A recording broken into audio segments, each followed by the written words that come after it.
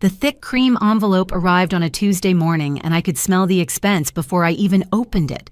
Madison's wedding invitation was exactly what I expected from my younger sister, gold embossing tissue paper inserts, and enough pomp to make royalty jealous. I was halfway through admiring the calligraphy when my phone rang.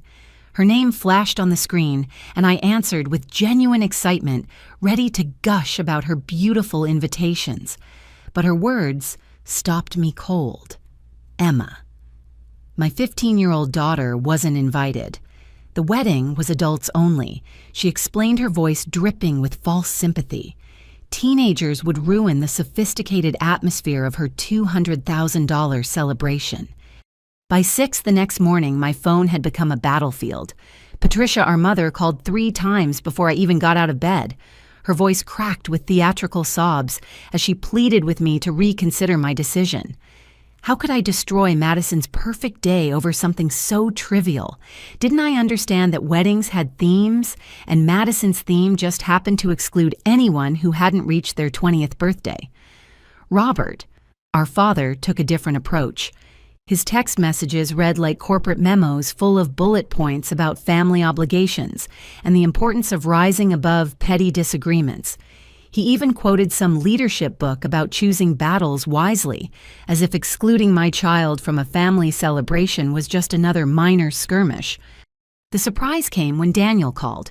My older brother usually stayed out of family drama like it was radioactive. He worked as a software engineer in Seattle and had perfected the art of being too busy to get involved. But there he was, trying to play mediator, suggesting compromises that made no sense. Maybe Emma could attend just the ceremony. Perhaps she could join for the reception dinner, but leave before dancing. His voice carried an edge I'd never heard before, and something felt off about his sudden interest in peacekeeping. "Look, Coco," Daniel finally said after 20 minutes of circular conversation. "Madison's been calling everyone. She's really upset about this whole situation." "She's upset." I couldn't keep the disbelief out of my voice. "She's the one who decided my daughter wasn't good enough for her wedding." Daniel sighed heavily. "That's not how she's telling it.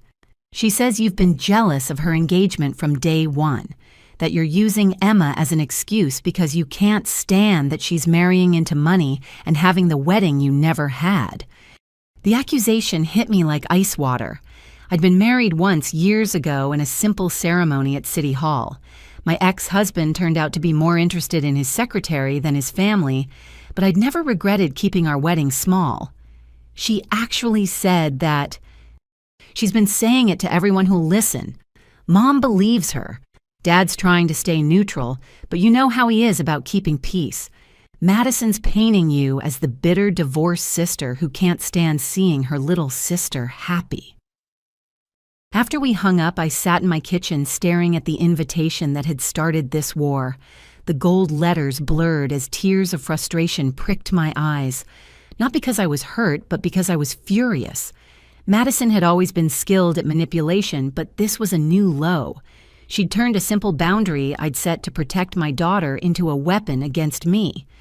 Emma walked into the kitchen, then dressed for school in her favorite purple sweater. She took one look at my face and the invitation in my hand, and her expression fell. "Aunt Madison called you, didn't she?" I nodded, not trusting my voice. "It's okay, Mom," Emma said, pouring orange juice with forced casualness. "I didn't really want to go anyway. Weddings are boring." But I caught the way her hand trembled slightly as she set down the carton. My daughter, my brilliant, kind-hearted daughter, was trying to make me feel better about her own rejection. That's when my sadness crystallized into determination. Madison had crossed a line, and the family pressure only made me more certain of my decision. Sunday dinner at my parents' house had been a tradition since before I was born. Patricia prided herself on her pot roast, and Robert treated the weekly gathering like a mandatory board meeting for the family corporation. I knew Madison would be there playing the wounded victim, but I went anyway. Emma stayed home claiming she had a big history project due Monday. We both knew the real reason. The tension in the dining room was thick enough to cut with the antique silver Patricia only brought out for special occasions. Madison sat across from me, her engagement ring, catching the light with every dramatic gesture. She'd lost weight since getting engaged, and her cheekbones looked sharp enough to cut glass. Blake sat beside her, scrolling through his phone and occasionally murmuring agreement when she paused for breath. "I just don't understand why Coco has to make everything about her," Madison was saying as I served myself green beans. "This is supposed to be the happiest time of my life, and she's determined to ruin it." "I'm not ruining anything," I said calmly, though my hand tightened on the serving spoon. "I simply declined an invitation that excluded my daughter. That's my right as a parent." "God, you're so dramatic." Madison rolled her eyes. "It's not about Emma. It's about creating a sophisticated atmosphere. Blake's family has certain expectations." "What expectations?" I set down the spoon and looked directly at my sister. "That teenagers are what, too loud, too immature, too poor." Blake finally looked up from his phone. His eyes were cold as they met mine. "My family values elegance, Coco. Surely you can understand that not every event is appropriate for children." "Emma is 15, not 5, I replied. "She's on the honor roll, volunteers at the Literacy Center every weekend, and has better manners than most adults I know." Madison's face flushed. "This isn't about Emma's report card. Blake's mother specifically requested that we keep the guest list to adults only. His family is very particular about their social events. So you're excluding family members to impress your future in-laws." Patricia tried to intervene, but I wasn't done. "Who else isn't making the cut? Madison. Which other family members are too embarrassing for the Worthingtons?" The table went silent. Madison's flush deepened, and she couldn't meet my eyes. Daniel cleared his throat uncomfortably, and his wife, Jennifer, suddenly became very interested in her water glass. "Tell them," I pressed. "Tell everyone who else you've uninvited." "It's not like that," Madison protested weakly. "Aunt Helen's son, Marcus, can't come either, Kenny. And what about Cousin Sarah's twins? They're 16. Are they too young for your sophisticated atmosphere, too?" Patricia's fork clattered against her plate. "Madison, you didn't." "It's just for the ceremony and reception," Madison burst out. "They can come to the rehearsal dinner.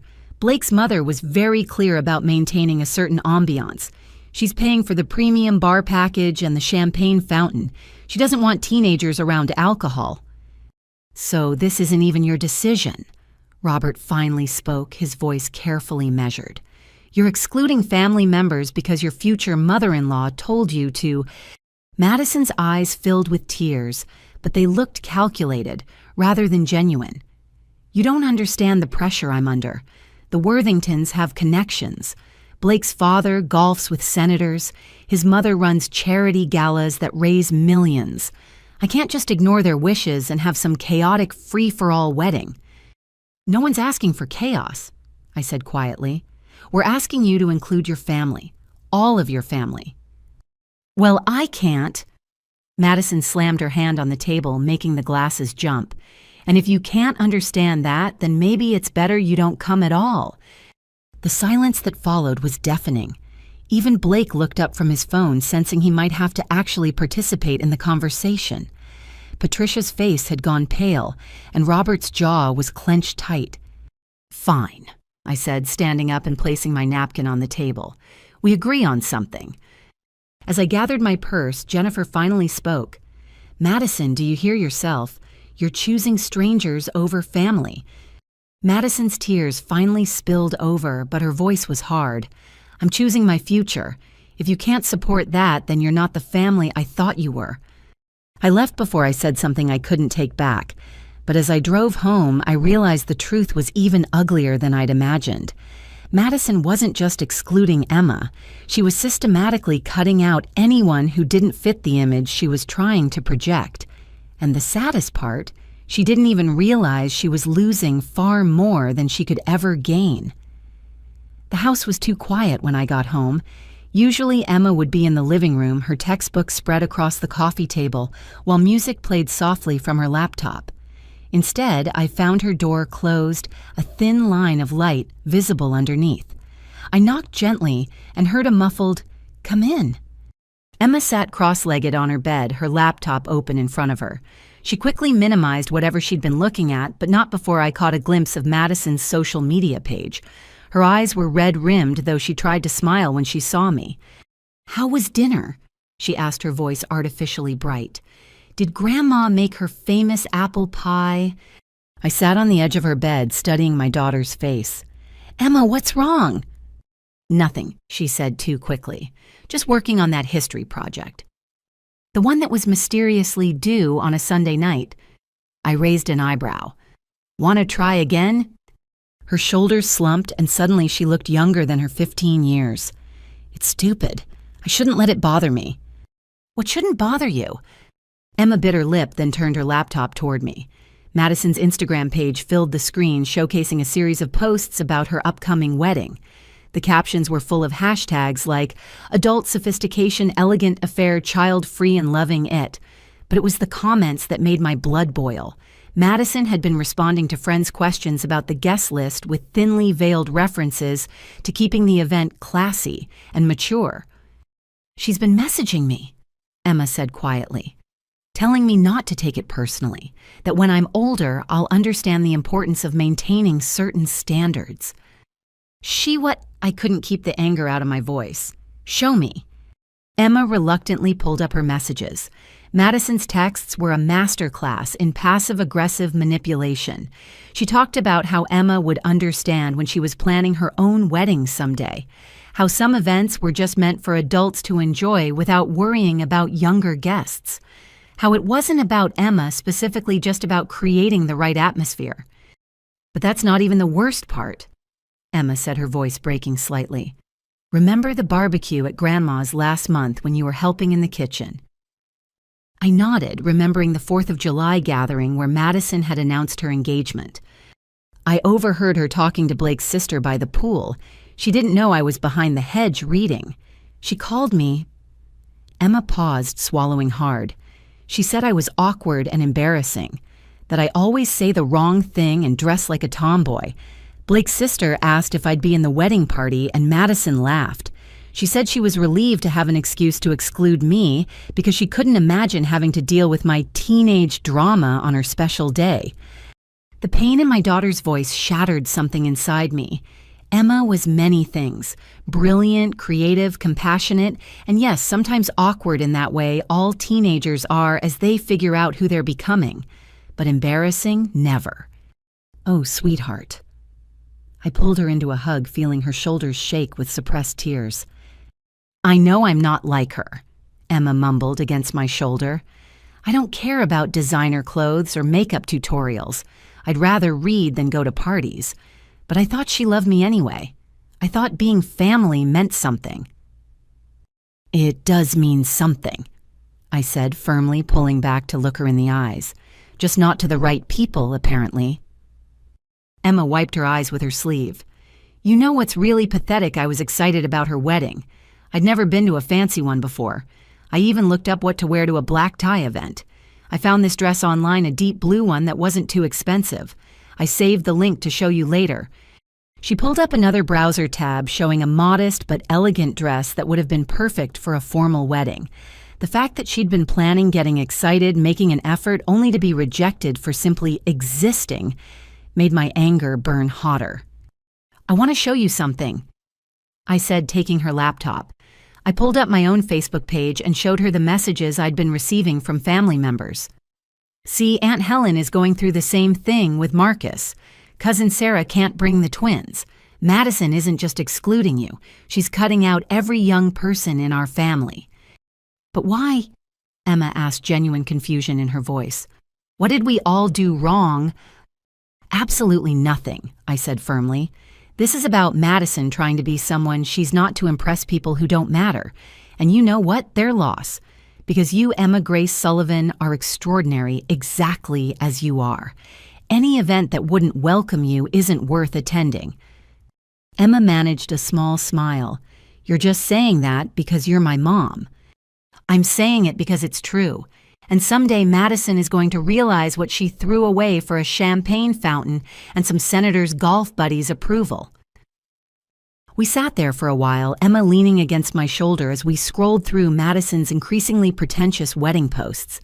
Each one was like a small betrayal, a reminder of how far my sister had drifted from the person she used to be. "Mom," Emma said eventually, "promise me something." "Anything." "If I ever get married, promise you'll remind me that family is more important than fountains." I kissed the top of her head. "Deal. But honestly, sweetheart, I don't think you'll need the reminder." Grandmother Rose didn't do summons. She did invitations that you'd be foolish to decline. So when she called Tuesday morning asking me to come for tea that afternoon, I knew it was serious. Rose lived in the same Victorian house where she'd raised her children, a sprawling place with creaking floors and memories in every corner. At 92, she was sharp as a tack and twice as pointed when she wanted to be. I found her in the sunroom, her silver hair perfectly coiffed, wearing the pearls she never left the house without. The tea service was already laid out with her best china, the one with the tiny painted roses that had belonged to her mother. "Sit," she said without preamble. "We need to talk about this wedding nonsense." I sat accepting the cup she poured with hands that barely trembled despite her age. "I suppose everyone's been calling you." "Oh, they've tried." Rose's eyes sparkled with something between amusement and irritation. "Your mother cried. Your father lectured. Madison sent me a 5-page letter about the importance of respecting her choices. Bunch of hogwash, if you ask me." "So you don't think I'm being unreasonable?" Rose snorted a decidedly unladylike sound that she'd never have made in public. "Unreasonable. You're the only one in this family showing any backbone. That girl has lost her mind if she thinks excluding children from a family wedding is acceptable. In my day, weddings were about joining families, not auditioning for the society pages." She set down her teacup with a decisive clink. "But that's not why I asked you here. Follow me." I followed her up the stairs to her bedroom where she kept the family safe. She worked the combination with practiced ease and pulled out a worn leather box. Inside, nestled in faded velvet, lay a necklace that took my breath away. 3 strands of diamonds caught the afternoon light with a central stone that had to be at least 5 carats. "Your grandfather gave this to me on our 10th anniversary," Rose said, running her fingers over the diamonds. "Spent every penny of his savings and then some. Foolish man. I told him I'd rather have a new washing machine, but he insisted a woman should have something beautiful that's just hers." "It's stunning." I breathed, having never seen it before. "I had no idea you had this." "Because I never wear it," Rose said pragmatically. "Too fancy for church, too valuable for every day. But your grandfather made me promise something before he died. He wanted it to go to the next generation to be worn at family celebrations. He was very specific about that. Family celebrations." She closed the box and handed it to me. I nearly dropped it from shock. "Grandma, I can't—" "You're not," she interrupted. "Emma is. I'm naming her as the heir to this necklace. It's worth about $50,000 at last appraisal, though the sentimental value is considerably higher. But Madison has made her choices," Rose said firmly. "She's decided that appearances matter more than family, that social climbing trumps blood ties. Well, this necklace represents everything she's thrown away. It should go to someone who understands its true value." "She'll be devastated," I said, though I couldn't deny the small flame of satisfaction in my chest. "Good," Rose said bluntly. "Maybe it'll knock some sense into her, though I doubt it. That Blake fellow has her so turned around she doesn't know up from down anymore." We returned to the sunroom where Rose poured fresh tea and fixed me with her penetrating gaze. "Now I'm going to tell you something, and I need you to keep it under your hat for now. I've been revising my will." "Grandma—" "Hush and listen," she commanded. "I'm old, not immortal. These things need to be addressed. I've watched how this family has handled Madison's wedding, and it's been very educational. Your parents mean well, but they're weak. They'd rather keep a false peace than stand for what's right. Daniel's too removed to care. But you You put your daughter first, even when it cost you. She reached over and patted my hand. I planned to announce the necklace bequest at Madison's wedding. Thought it would be a nice moment passing the torch and all that. But since you won't be there, and neither will Emma, I suppose I'll have to find another venue. You don't have to do that, I said, though the thought of Madison's face when she learned about the necklace was admittedly appealing. This is already so generous. Generous nothing, Rose scoffed. It's what's right. Your grandfather would spin in his grave if he knew his great-granddaughter was banned from a family wedding for being too young. He adored children, said they were the only honest people left in the world. We spent the rest of the afternoon talking about everything except the wedding. Rose told me stories about my grandfather I'd never heard about their early struggles, the children they'd lost, the love that sustained them through 63 years of marriage. By the time I left the leather box tucked safely in my purse, I felt both lighter and heavier. As I drove home, I thought about legacies and what we leave behind. Madison thought she was building something important with her society wedding and wealthy in-laws, but Rose had just shown me what real inheritance looked like: values passed down through generations, love that outlasted diamonds, and the courage to stand for what's right, even when it costs you. Emma was doing homework at the kitchen table when I got home. I set the box in front of her and watched her eyes widen as she opened it. "Is this real?" she whispered, afraid to touch the necklace. "Very real. And someday it'll be yours. A gift from your great-grandmother who thinks you're worth more than all the champagne fountains in the world." Emma's eyes filled with tears, but she was smiling. "Does Aunt Madison know?" "Not yet," I admitted, "but she will." And for the first time since this whole mess started, I found myself looking forward to that conversation. The confrontation came sooner than expected. 3 days after my visit with Grandmother Rose, I was preparing dinner when a car screeched into my driveway. Through the kitchen window, I watched Madison storm out of her white Mercedes, her face twisted with rage. Blake followed more slowly, his expression unreadable behind expensive sunglasses. "Emma." I called upstairs. "Go to your room and put your headphones on." "Is it Aunt Madison?" she asked, already knowing the answer. "Just do it, sweetheart, please." I barely had time to dry my hands before Madison burst through my front door without knocking. Her perfectly styled hair was disheveled and mascara smudged beneath her eyes. "How dare you!" she shrieked, waving her phone in my face. "How dare you manipulate Grandma Rose against me?" "I did no such thing," I replied calmly, though my heart was racing. "Would you like to come in and discuss this like adults?" "Don't patronize me, Coco. I know what you did. Sarah texted me. She heard from Jennifer, who heard from Mom, that Grandma is giving Emma the Vanderbilt necklace. That necklace was supposed to be mine." "Supposed to be—" I crossed my arms. "According to whom did Grandma Rose ever promise it to you?" Blake finally entered, removing his sunglasses to reveal cold blue eyes.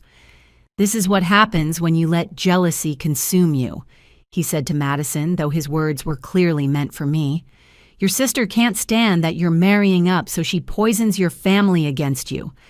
Marrying up. I couldn't help but laugh. "Is that what you call it?" "What else would you call it?" Blake stepped forward, his voice dripping condescension. "I'm offering Madison a life you could never provide. Private jets, vacation homes, connections that matter. And you're trying to sabotage it because your own marriage failed." "My marriage ended because my ex-husband couldn't keep his pants zipped," I shot back. At least I had the self-respect to leave instead of pretending money could buy happiness. Madison's face flushed darker. "You've always been bitter about my success. First you tried to ruin my engagement party by bringing up ancient history. Then you turned my wedding into a battlefield. Now you're stealing my inheritance." "I haven't stolen anything," I said firmly. "Grandmother Rose makes her own decisions. Maybe if you hadn't decided half the family wasn't good enough for your precious wedding, she might have decided differently." "This is about that bratty kid, isn't it?" Blake interjected, his mask finally slipping. "All this drama because we didn't want some awkward teenager ruining our special day. The silence that followed his words was deafening. Even Madison looked shocked at his harsh phrasing. "What did you just call my daughter?" My voice had gone dangerously quiet. Blake, perhaps sensing he'd overstepped, tried to backtrack. "I simply meant that teenagers can be disruptive at formal events. It's nothing personal." "Nothing personal." I stepped closer to him, my anger finally breaking through. "You just called my 15-year-old daughter bratty and awkward. That sounds pretty personal to me." "Well, if the shoe fits," Blake muttered, and Madison grabbed his arm. "Blake, stop," she hissed, but the damage was done. "No, let him continue," I said. "Let's hear what else he thinks about my family, about your family, Madison, because that's what we are, whether you like it or not." Blake shook off Madison's hand. "Your family is exactly the problem. Small-town minds, middle-class mediocrity. Madison deserves better than potluck dinners and backyard barbecues. She deserves elegant sophistication, the finer things in life." "The finer things?" I laughed, but there was no humor in it. "You mean like respect, loyalty, love, because from where I'm standing, you're offering her none of those." Madison's eyes filled with tears. "You don't understand Coco. Blake's family has expectations, standards. I'm trying to fit into their world. By abandoning yours?" I shook my head. "Madison, you're not trying to fit in. You're trying to disappear. You're erasing everything that makes you who you are to become some Stepford wife for a man who thinks your family is beneath him." "That's not true," Madison protested. "Blake loves me." "Blake loves what you can become," I corrected. "The perfect accessory to his perfect life. But what happens when you can't live up to that image anymore? When you gain weight or get older or, God forbid, have an opinion he doesn't like?" Blake's face had turned an ugly shade of red. "You're nothing but white trash trying to drag Madison down to your level. She's finally escaping this pathetic family and you can't stand it." The words hung in the air like a poison cloud. Madison gasped, and even she couldn't pretend he hadn't meant them. "Get out of my house," I said quietly. "Both of you, now." "Coco, Madison started, but I held up my hand. I said get out, and Madison, when this fairy tale of yours comes crashing down, and trust me, it will don't come crying to me. You've made your choice." Blake grabbed Madison's arm, pulling her toward the door. "Come on, babe, we don't need this toxic energy in our lives." As they left, I heard Blake muttering about restraining orders and defamation lawsuits.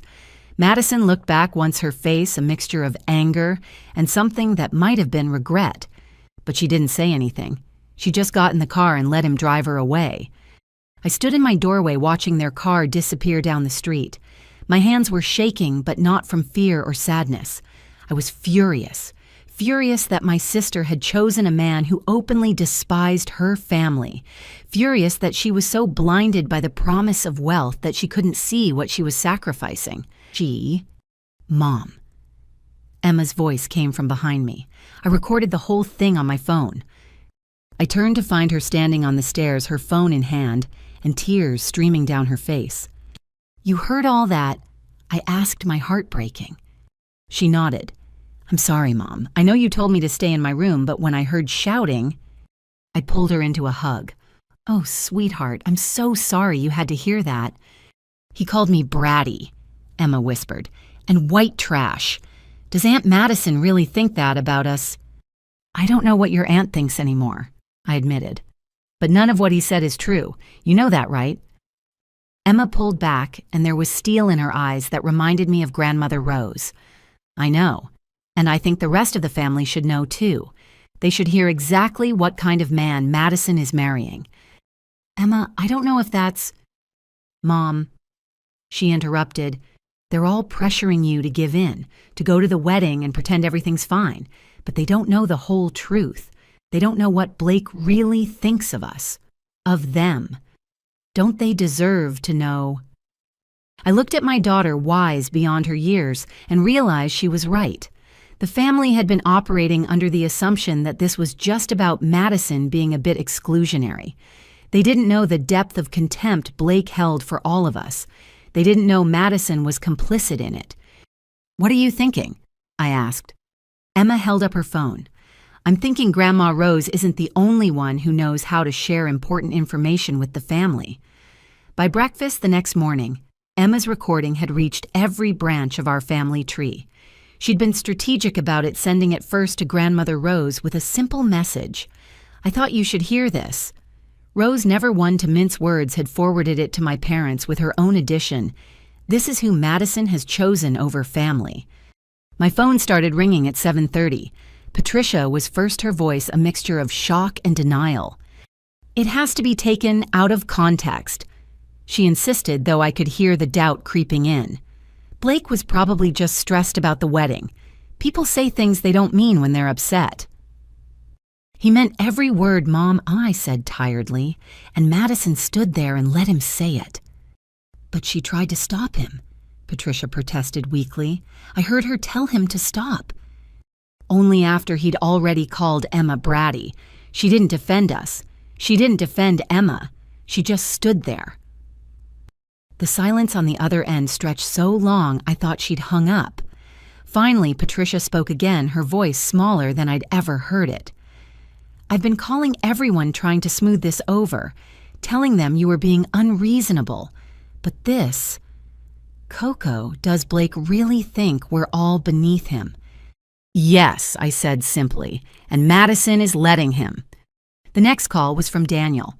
My brother, who'd been trying so hard to stay neutral, sounded shaken. "Jennifer and I listened to the recording together," he said without preamble. 3 times. I keep thinking I must have misheard, but did he actually call our family white trash? "Among other things," I confirmed. "Still think I'm being petty about the wedding invitation." "Jesus, Coco." I heard him take a deep breath. "Jennifer's furious. She's already told her sister not to bother flying in for the wedding. We won't be attending either." "You don't have to do that," I said, though relief flooded through me at his support. "Yes, we do," Daniel said firmly. "I've been trying to keep the peace, but there's no peace to keep here. Blake just declared war on our entire family, and Madison... God, what happened to her? The defections continued throughout the day. Aunt Helen called to say she was relieved Marcus had been excluded, if that's how Blake felt about their family. Cousin Sarah was so angry she could barely speak coherently, but managed to convey that she'd rather eat glass than attend Madison's wedding now. Even distant relatives who rarely involved themselves in family drama were taking sides. But not everyone rallied to our defense. Patricia's sister Linda called me directly to express her disapproval. "You've destroyed this family," she accused, sharing private conversations turning everyone against Madison. "She's just a young woman in love trying to navigate a difficult situation." "She's 28 years old," I countered. "That's old enough to stand up to a man who insults her family." "You don't understand the pressure she's under," Linda insisted. "The Worthington family is practically royalty in their circles. Do you know Blake's mother was featured in Town and Country last year? Madison is trying to fit into that world." "By letting them call us white trash," Linda huffed. "I'm sure that was just hyperbole. You're being too sensitive." The most surprising call came from Robert. My father, who usually left emotional conversations to Patricia, asked if he could come by that evening. When he arrived, he looked older than his 68 years. We sat on my back porch watching the sunset paint the sky orange and pink. For a long time he didn't speak, just sipped the coffee I'd made him. "I failed her." He finally said, his voice heavy with regret. "Dad, no, let me finish." He set down his mug and turned to face me. "I spent so much time teaching you kids about success that I forgot to teach you about values. Madison learned the wrong lessons from me. She thinks achievement means money and status. She thinks winning means leaving others behind." "You didn't teach her to be cruel," I said gently. "Didn't I?" He laughed bitterly. "I celebrated every promotion, every raise, every step up the ladder. But did I celebrate kindness, loyalty, family? I turned life into a competition, and Madison decided the prize was worth any cost." "It's not too late," I offered. "She could still choose differently." Robert shook his head. "You didn't see her today. Your mother and I tried to talk to her after we heard the recording. She doubled down Coco, said Blake was just being protective of their future, said we were all overreacting, said if we couldn't support her happiness, maybe it was better if we stayed away. The words hit me like a physical blow. Madison was actively choosing Blake over everyone who'd loved her all her life. "What are you going to do?" I asked. "What you did," Robert said simply. "Patricia doesn't agree yet, but I won't be at that wedding. I won't stand there and smile while she marries a man who has such contempt for everything we are." As he left that night, he hugged me longer than he had in years. "I'm proud of you," he whispered. "You did the right thing, even when it was hard. That's real success." By the end of the week, the family was split into clear camps. Those who'd heard the recording and taken it seriously were boycotting the wedding. Those who thought we were overreacting or who valued keeping up appearances more than principles were still planning to attend. But the most telling reaction came from Grandmother Rose. She'd listened to the recording once, then called a family meeting at her house. Only those boycotting the wedding were invited. As we gathered in her living room, she stood before us with the ramrod posture of a general addressing troops. "I've lived through the Depression, a world war, the civil rights movement, and more family dramas than I can count," she began. "But I've never seen such a clear case of someone choosing fool's gold over real treasure. Madison has made her bed. Now she'll have to lie in it. But she gestured to all of us. We're still family. We still have each other, and that's worth more than all the Worthington money in the world." The call from Veronica Hartwell came on a Wednesday afternoon 2 months before the wedding. I didn't recognize the number, but her introduction immediately caught my attention. "Ms. Sullivan. My name is Veronica Hartwell. I'm the wedding planner for your sister's event. I wonder if we could meet for coffee. There are some concerns I feel you should be aware of." We met at a quiet cafe downtown, far from Madison's usual haunts. Veronica was exactly what I'd expected from someone planning society weddings, impeccably dressed, perfectly composed, and professionally polished. What I hadn't expected was the worry in her eyes. "I'm taking a huge risk meeting with you." She began stirring her latte with precise movements.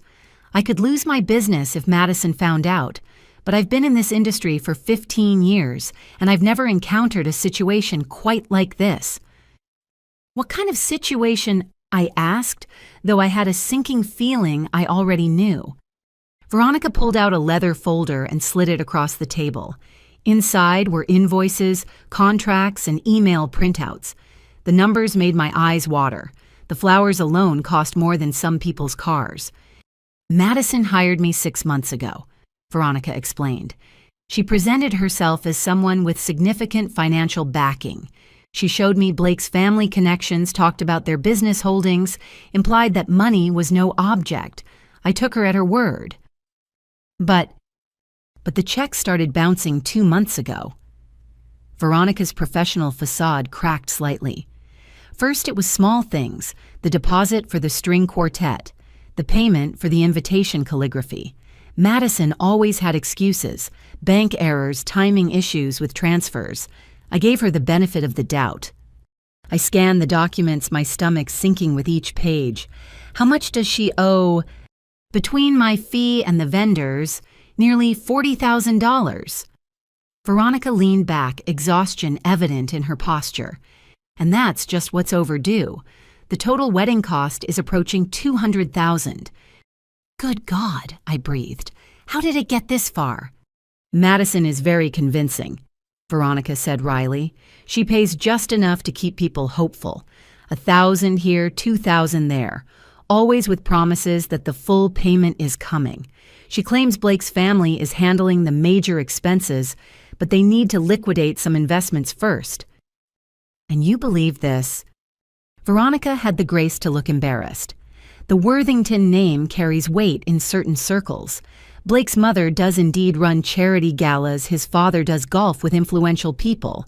But when I started making discreet inquiries..." She trailed off, pulling out another document. This one appeared to be a credit report. "I have a friend in banking," she said carefully. Nothing illegal, just public information anyone could find if they knew where to look. The Worthingtons are leveraged to the hilt. Multiple mortgages, maxed credit lines, judgments from unpaid debts. They're one missed payment away from bankruptcy. The pieces started falling into place. Blake's desperation to marry into what he thought was money. Madison's frantic attempts to create the perfect society wedding. The exclusion of teenagers to impress people who were themselves frauds. But there's more. Veronica continued, her voice dropping. Madison has been telling vendors that her family will cover any shortfalls. She's specifically mentioned that her grandmother has significant assets. She's implied that once certain family members are dealt with, the money will flow freely. Dealt with. My blood ran cold. What does that mean? Your guess is as good as mine. But several vendors have mentioned that Madison seemed very confident the money would appear after the holidays. She kept mentioning that family dynamics would shift in her favor by then. I thought about Grandmother Rose's necklace, her hints about the will, and felt sick. She's counting on inheritances that aren't coming. That's what I'm afraid of, Veronica agreed. But it gets worse. When vendors push too hard for payment, Madison threatens them. She mentions Blake's family lawyers, implies they could face lawsuits for breach of contract or defamation if they complain publicly. She's created a culture of fear among the people working on this wedding.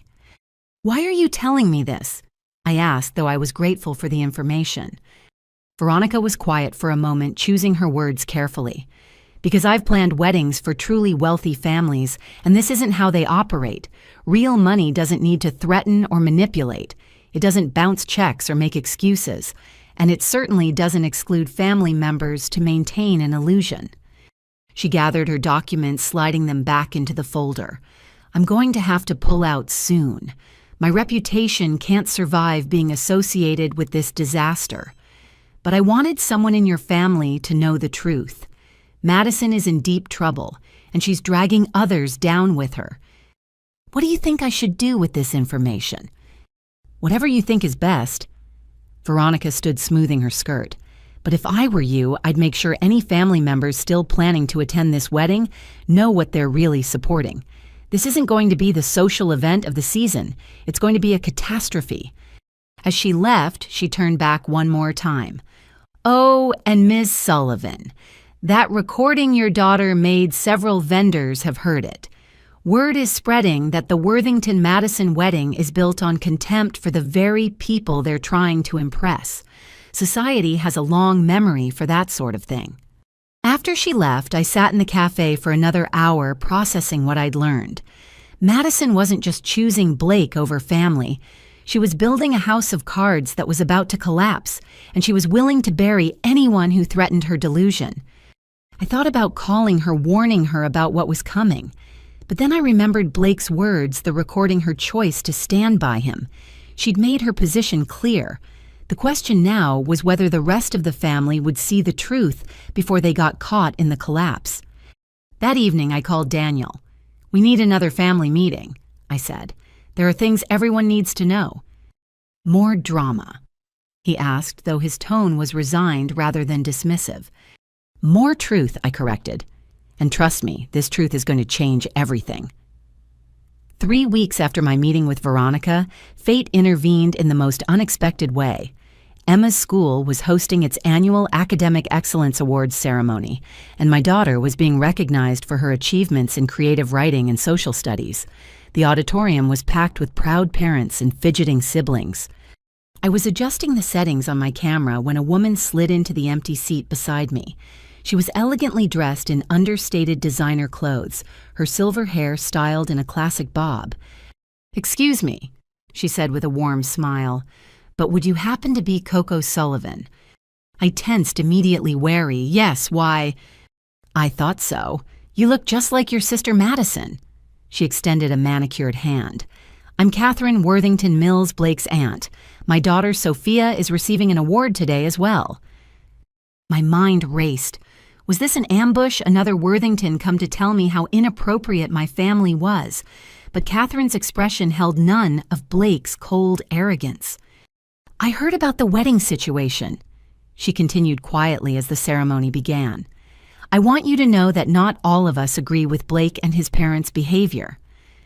"I'm surprised to hear that," I whispered back, genuinely shocked. Catherine's laugh was soft and bitter. "I'm the black sheep of the Worthington family, Ms. Sullivan. I married for love instead of money, chose a career in education over society parties. My brother Harold Blake's father hasn't spoken to me in years, except when he needs something." We paused our conversation as the principal began announcing awards. I watched Emma walk across the stage with quiet pride, her face glowing as she accepted her certificates. A few minutes later, a girl who looked nothing like Blake but had Catherine's kind eyes received awards for mathematics and science. During the musical interlude, Catherine leaned closer. "I need to tell you something about Blake's family, something Madison clearly doesn't know." "I've already heard they're in financial trouble," I said carefully. Catherine's eyebrows rose. "You're well informed, but do you know why?" I shook my head. "Harold built his supposed empire on smoke and mirrors," she explained. "Bad investments, failed business ventures, each one covered up with loans for the next big scheme. The country club, memberships, the charity galas, even the cars. It's all leased or bought on credit. They've been living off reputation and borrowed time for years." "But Blake told Madison his family has connections influence." "Oh, they do," Catherine said darkly. "Harold is excellent at cultivating relationships with people who matter. He name-drops glad hands, makes himself useful to actually wealthy people. But it's all performance. The Senator Blake brags about his father golfing with Harold, caddied for him once at a charity tournament." My mind reeled. "So Blake is marrying Madison because he and his parents are convinced your family has money," Catherine finished. "Old money, specifically. Harold did his research, found out about your grandmother's beautiful Victorian house, the family business your grandfather built. He assumed there were trust funds, inheritances, assets hidden away." "That's insane," I protested. "We're comfortable, but we're not wealthy. Grandmother Rose lives frugally. The family business was sold decades ago." "I tried to tell Harold that," Catherine said with a sigh, "but Blake had already started dating Madison, and she was so eager to present herself as coming from means. The designer bags the expensive car the way she talked about family properties and investments. Harold saw what he wanted to see." The ceremony continued around us, but I barely heard it. Everything made horrible sense now. Two families each pretending to be something they weren't, building a relationship on mutual deception. "There's something else," Catherine said, her voice dropping even lower. "Blake's grandfather, my father, set up a trust before he died. It's worth several $million, but it has very specific conditions. Blake only gets access if he's married with children by his 30th birthday. He's 29 now. So the rushed wedding—" "Exactly. And the pregnancy Madison announced at Thanksgiving, Blake's been pressuring her about that since their third date. He needs that baby to unlock the trust. Without it, he's just another failed Worthington drowning in debt like his father." "Does Madison know about the trust?" I asked, though I suspected the answer. "Blake told her about it," Catherine confirmed. "But he made it sound like family tradition rather than desperation. Painted it as his grandfather wanting to ensure the family legacy continued. Madison probably thinks it's romantic." The ceremony was ending, parents starting to gather their children and head for the reception. Catherine stood smoothing her dress.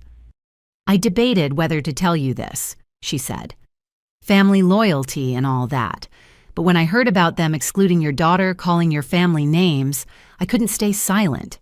Madison seems like a nice girl who's gotten caught up in my nephew's web of lies. She's made her choices," I said, though, with less conviction than before. Catherine studied me with knowing eyes. Has she been manipulated by experts? The Worthington men are very good at making women believe they're choosing freely while guiding them exactly where they want them. She handed me a business card. "My personal number, in case you need anything, and Ms. Sullivan, that trust fund. Blake's counting on—" "There's another condition he doesn't know about. My father was many things, but he wasn't stupid. He required that any marriage last at least 5 years before funds are released. Blake's in for a very unpleasant surprise if he thinks he can grab the money and run. As she walked away to find her daughter, I stood frozen in place. Emma bounded up to me, certificates in hand, face shining with accomplishment. "Mom, did you see I got the Creative Writing Award? And look, there's a scholarship opportunity attached for next year." I hugged her tightly, breathing in her shampoo and youth and promise. "I'm so proud of you, sweetheart. So incredibly proud." "Are you okay?" Emma pulled back, studying my face. "You look upset." "Just processing some information," I said honestly. "But tonight is about you. How about we go get ice cream to celebrate?" As we left the auditorium, I saw Catherine across the parking lot hugging her daughter just as tightly as I'd held Emma. She caught my eye and nodded once, a silent acknowledgement between mothers who understood what really mattered. The drive home was filled with Emma's excited chatter about the awards, her plans for the scholarship application, her ideas for new stories. But my mind kept circling back to Catherine's revelations. Madison wasn't just a willing participant in this farce. She was a mark chosen specifically for what Blake thought she could provide. The question now was whether I should tell her. Would she even believe me? Or was she so deep in the fantasy that the truth would only make her dig in harder? Thanksgiving arrived with unusual tension crackling through the family. Patricia had insisted on hosting, despite the circumstances clinging to tradition like a life raft in stormy seas. The email invitation had been carefully worded: "Family Thanksgiving dinner. Everyone welcome. Please leave disagreements at the door." Emma and I arrived to find the house split like a wedding reception gone wrong. Madison and Blake held court in the living room with Linda and a handful of cousins who still supported them. The dining room hosted what Emma quietly dubbed the Resistance: Daniel and Jennifer, Aunt Helen, cousin Sarah, and surprisingly Robert. Patricia fluttered between the two camps like a desperate diplomat, refilling drinks and offering appetizers with increasingly strained smiles. Grandmother Rose sat in her usual chair by the fireplace, observing everything with sharp eyes and saying nothing. "This is ridiculous," Emma whispered to me as we helped set the table. "It's like the Civil War, but with turkey." She wasn't wrong. Conversation stopped when members of opposing camps passed in the hallway. Blake made a point of loudly discussing his family's multiple homes whenever anyone from our side was within earshot. Madison laughed too loudly at his stories, her eyes never quite meeting ours. Dinner began with Patricia's traditional prayer, though the words about gratitude and family unity rang hollow. We'd barely started passing dishes when Madison clinked her fork against her glass. "Blake and I have an announcement," she said, her voice bright with forced excitement. My stomach dropped. Beside me, Emma tensed. Madison stood one hand on Blake's shoulder, the other pressed to her stomach in a gesture that told the story before her words did. "We're having a baby." The room erupted in a mixture of congratulations and stunned silence. Patricia burst into tears of joy. Linda rushed to hug Madison, and Blake sat back with a satisfied smile that made my skin crawl. "When are you due?" Patricia asked, already apparently planning the nursery. "Late May." Madison beamed. "Just in time for summer. We're so excited to start our family properly." Properly. Grandmother Rose spoke for the first time, her voice cutting through the celebration like a blade. "What does that mean exactly?" Madison's smile faltered slightly. "Well, you know, doing things in the right order. Marriage, then children. Creating a stable environment. Unlike some people," Blake added, his eyes finding mine across the table. The implication about my divorce and single motherhood wasn't subtle. "Yes," Madison continued, emboldened by his support. "And this just proves we made the right decision about the wedding. Can you imagine having chaotic teenagers running around when I'll be dealing with morning sickness? The adults-only policy was clearly the smart choice." Chaotic teenagers. Daniel set down his wine glass carefully. "You mean like Emma, who's sitting right here?" Madison had the grace to look slightly ashamed, but she rallied quickly. I'm just saying that different life stages don't always mix well. Babies need calm, controlled environments. Which is why Emma won't be welcome around the baby either, I suppose. I asked, my voice deadly calm. Madison's eyes widened. I didn't say that. You didn't have to, Aunt Helen interjected. Your meaning is quite clear. First, our teenagers aren't sophisticated enough for your wedding. Now they're too chaotic for your baby. When exactly will our children be good enough for you, Madison? This isn't about good enough, Madison protested. Why does everyone have to make everything so dramatic? Blake's mother says it's perfectly normal to have boundaries around children. Blake's mother, Grandmother Rose repeated slowly, the woman who's never met most of us but somehow has opinions about our family. Blake leaned forward, his expression patronizing. My mother has raised successful children in proper society. She understands things that, he gestured vaguely around the table, might not be apparent to everyone. Successful. Robert spoke up, surprising everyone. Interesting definition of success. Tell me, Blake, how exactly do you measure that by debt-to-income ratio? By how many people you can fool into thinking you have money? The color drained from Blake's face. I don't know what you're implying. I'm not implying anything, Robert continued steadily. I'm stating facts. I spent my career in banking, son. Did you really think I wouldn't do due diligence on the man marrying my daughter? Daddy, Madison gasped, you investigated Blake. I investigated the Worthington family finances, Robert corrected. Public records, credit reports, business filings, all perfectly legal and quite illuminating. Blake stood abruptly. This is harassment. Madison, we're leaving. Sit down, Grandmother Rose commanded with such authority that Blake actually complied. You wanted to be part of this family badly enough to get my granddaughter pregnant. You'll sit through one family dinner. How dare you suggest, Blake started. Oh, please. Catherine Worthington Mills's information suddenly made perfect sense, and I decided to use it. We all know about the trust fund, Blake, the one that requires marriage and children before your 30th birthday. When is that again? 4 months from now? Madison's face cycled through emotions, confusion, realization, and then desperate denial. That's not... Blake wanted children because he loves me. Tell them, Blake. Blake's silence spoke volumes. Oh, Madison. Patricia breathed, her joy evaporating.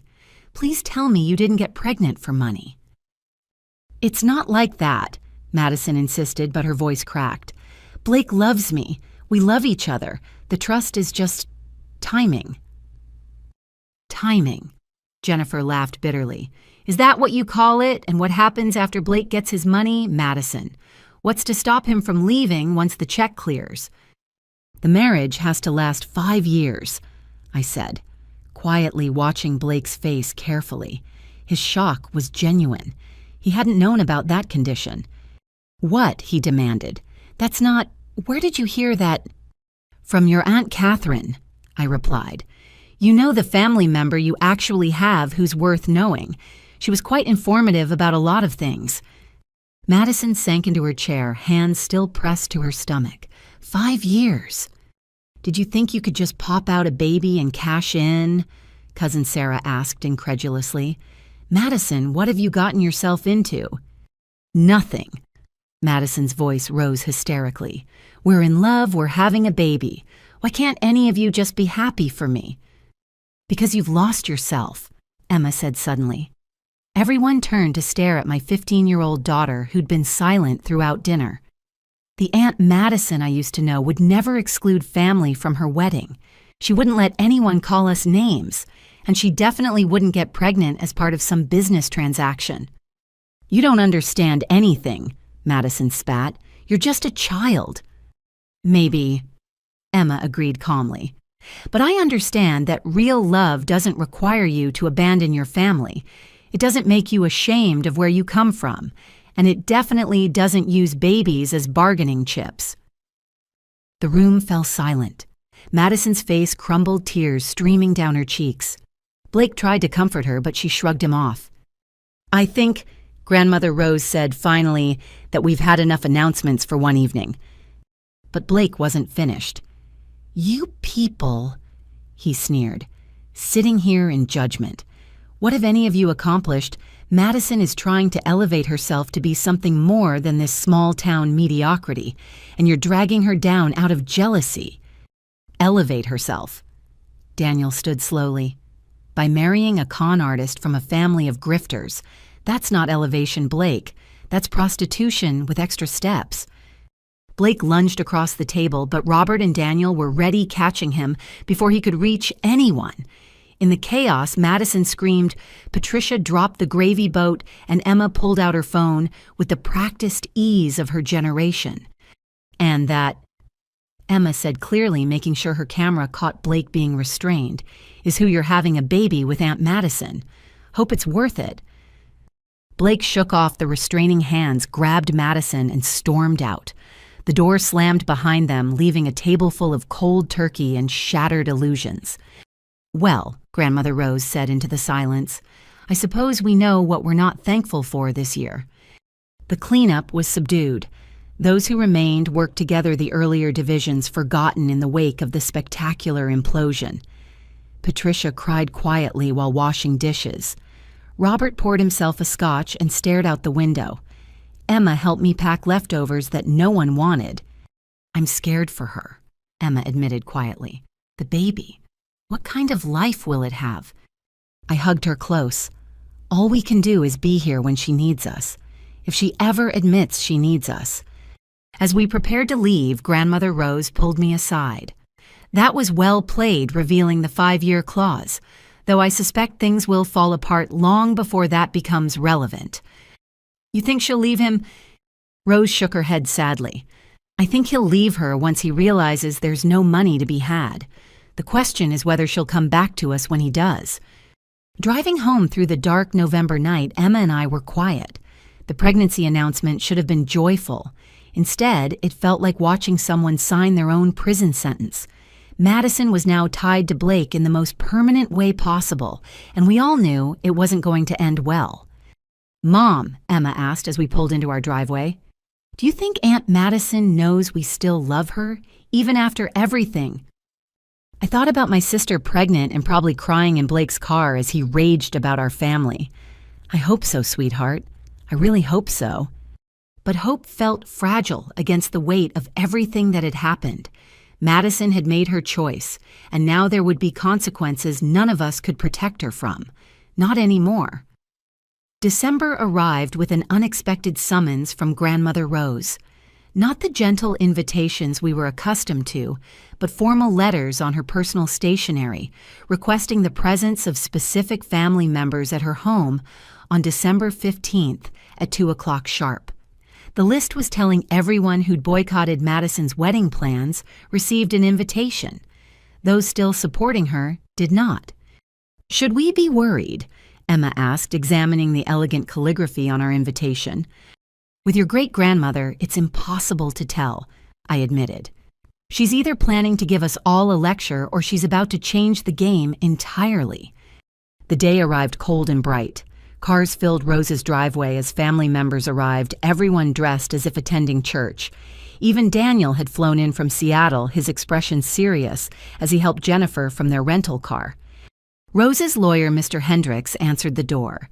He'd been managing her affairs for 30 years, and his presence confirmed this wasn't a social gathering. He directed us to the formal parlor where chairs had been arranged in rows, facing Rose's antique writing desk. "Please, everyone sit," Rose commanded from her position behind the desk. She wore her best Sunday dress and the pearls that never left her neck. Her eyes swept the room, taking attendance. "I see everyone I invited has come. Good." Patricia and Robert sat in the front row, having arrived through the back door to avoid being seen by those not invited. Whatever was happening, they'd chosen their side. "I've lived 92 years. Rose began, her voice strong and clear. "I've buried a husband, raised 4 children, and watched this family grow and change. I've stayed quiet through divorces, scandals, and disappointments, but what's happening now requires action." She nodded to Mr. Hendricks, who began distributing sealed envelopes to each person present.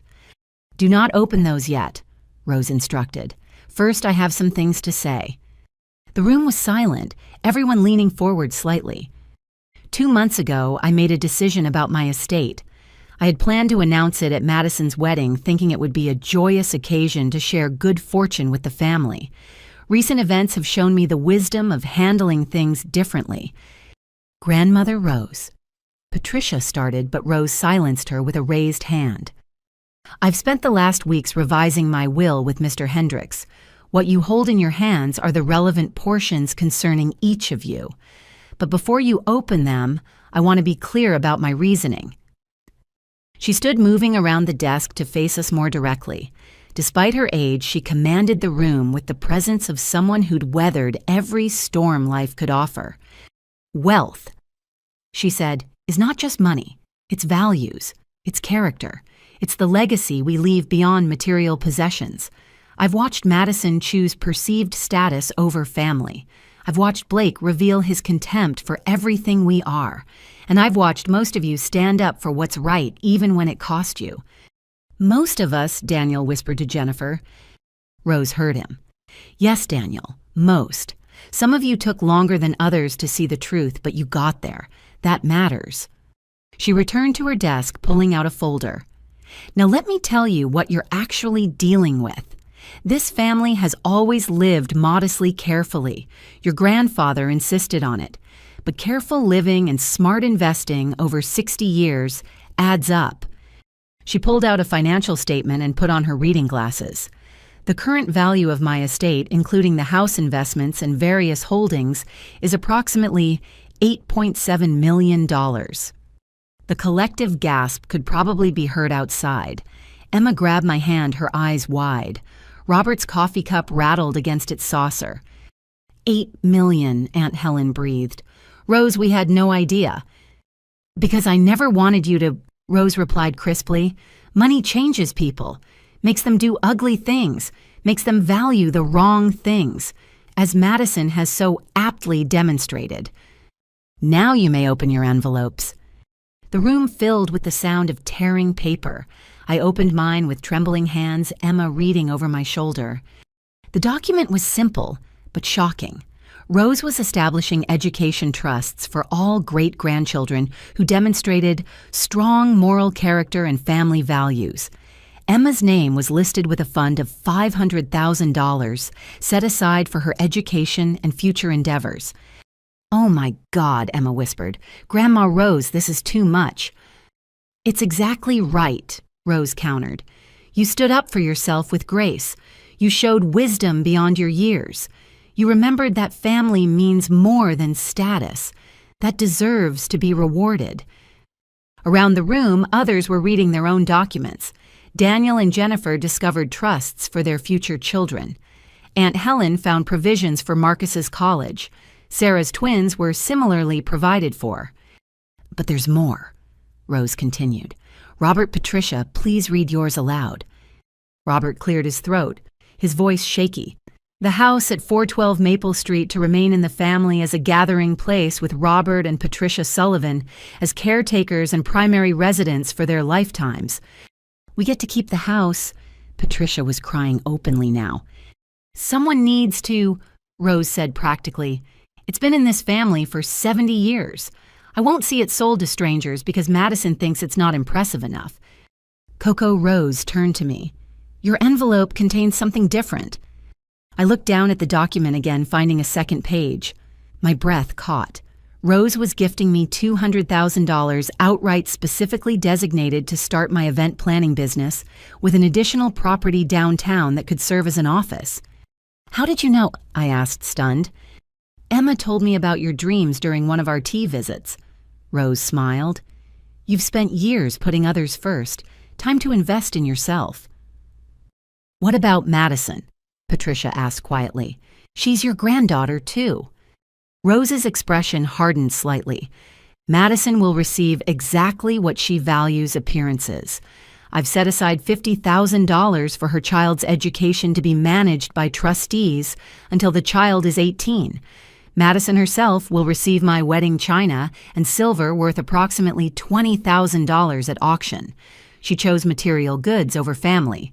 She'll receive material goods. She'll be furious, Robert said, though he didn't sound disapproving. Good, Rose replied sharply. Maybe fury will wake her up, though I doubt it. Mr. Hendricks spoke for the first time. There are conditions attached to all bequests. Any family member who attempts to contest the will forfeits their inheritance entirely. The trusts for children require maintaining good grades and participating in family gatherings. The business funding for Ms. Sullivan requires the business to be operational within 18 months. And, Rose added with a gleam in her eye, I've added one more provision. An annual family reunion mandatory for all beneficiaries to be held at this house every Thanksgiving. Missing more than 2 years without valid medical reasons results in forfeiting your inheritance. You're forcing us to stay connected, Daniel said with admiration, even after you're gone. Especially after I'm gone, Rose corrected. This family's strength has always been each other. I won't let that die because one member chose fool's gold over real treasure. When will this be announced to the others? Helen asked carefully. Rose smiled, and it wasn't entirely kind. I've scheduled a meeting with Madison and Blake for next week. Linda and the others who've supported them will be informed by letter afterward. I want to see Madison's face when she realizes what her choices have cost her. That seems cruel, Patricia said softly. No, Rose replied firmly. Cruel is telling a 15-year-old girl she's not good enough for your wedding. Cruel is letting your fiancé call your family white trash. Cruel is getting pregnant to secure money you think is coming from the family you've rejected. That's cruel. This is consequence. The meeting broke up slowly, everyone still processing the magnitude of what had just happened. Emma hugged Rose tightly, tears streaming down her face as she thanked her. Rose held her close, whispering something that made Emma nod solemnly. As we prepared to leave, Rose pulled me aside one more time. That business of yours, she said quietly. Make it something special. Show Madison what real success looks like, building something meaningful while keeping your values intact. I will, I promised. But Rose, are you sure about all this? It's so much money. Money's just paper if it doesn't do good, she replied pragmatically. Your grandfather would have wanted this. He always said the best inheritance you can leave is the knowledge that you're loved and valued for who you are, not what you have. Madison forgot that. The rest of you remembered.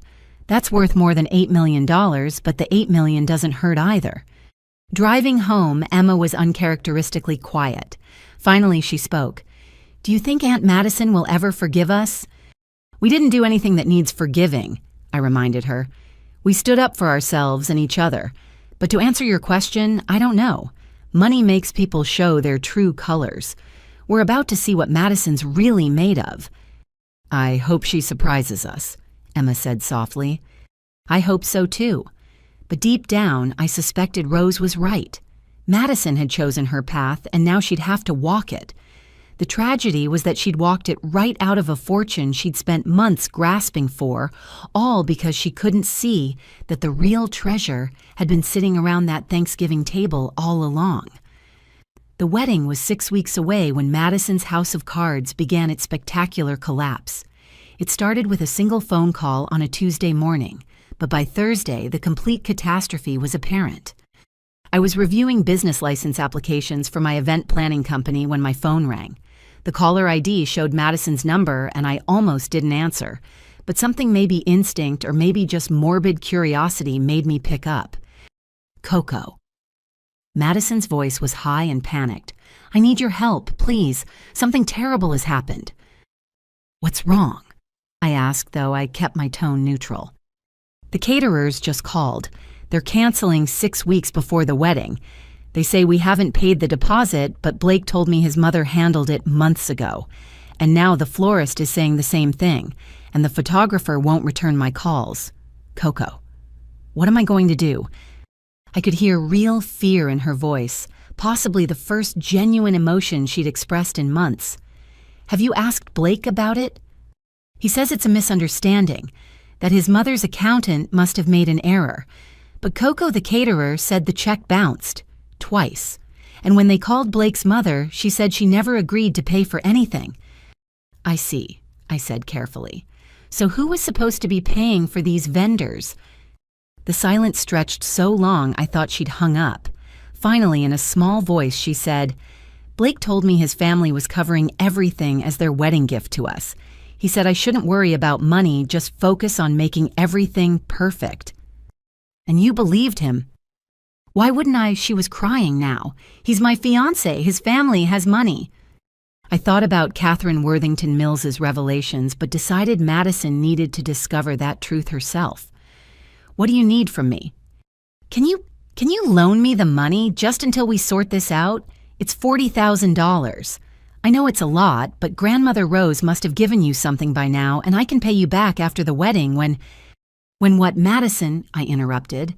When Blake's trust fund comes through, the one that requires you to stay married for 5 years. How do you know about that? She gasped. Everyone knows Madison. Just like everyone knows the Worthingtons are broke. Just like everyone knows Blake is marrying you for money that doesn't exist. That's not true. But her protest lacked conviction. Blake loves me. His family is just having some temporary cash flow issues. Madison, I don't have $40,000 to give you. And even if I did, I wouldn't. You chose this path. You chose Blake and his family over ours. You can't come running back now because the bills are due. But the wedding? Maybe you should have thought about that before banning your 15-year-old niece for being too young. I said my patience finally exhausted. Before letting Blake call us white trash.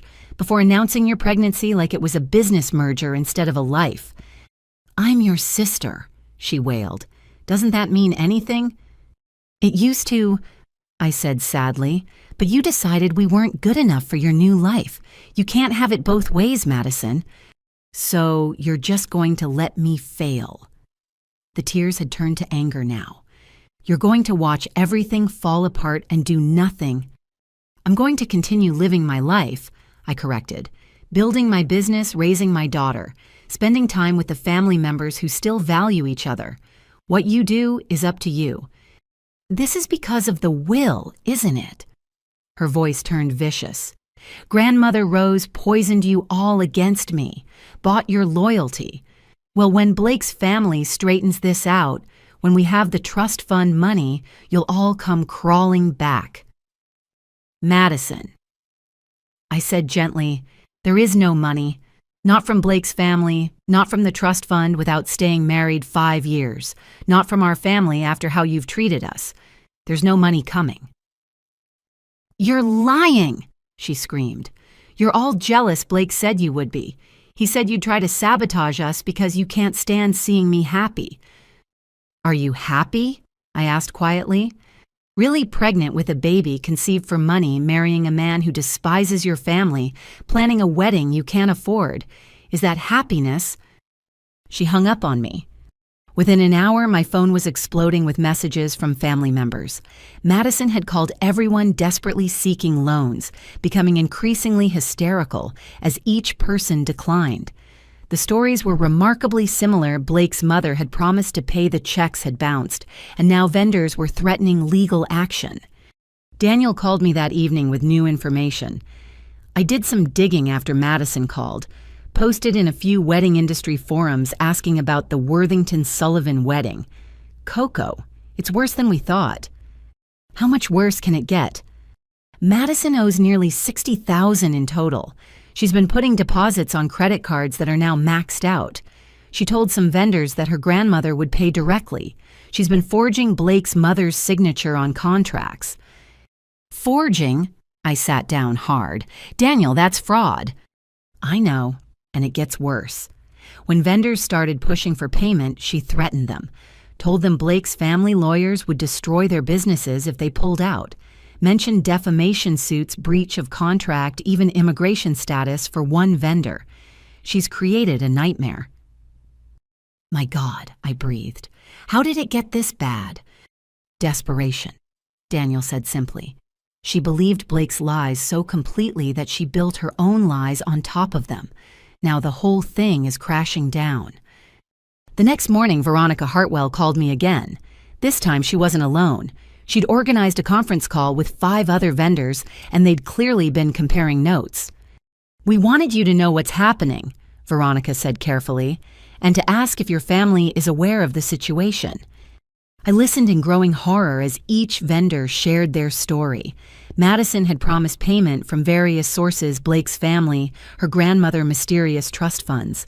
She'd shown them fake bank statements, promised wire transfers that never arrived, and threatened anyone who questioned her. "The worst part," the photographer said, "is that she's been blaming you, telling everyone that her family is sabotaging the wedding out of jealousy, that you're intercepting payments and spreading lies about her."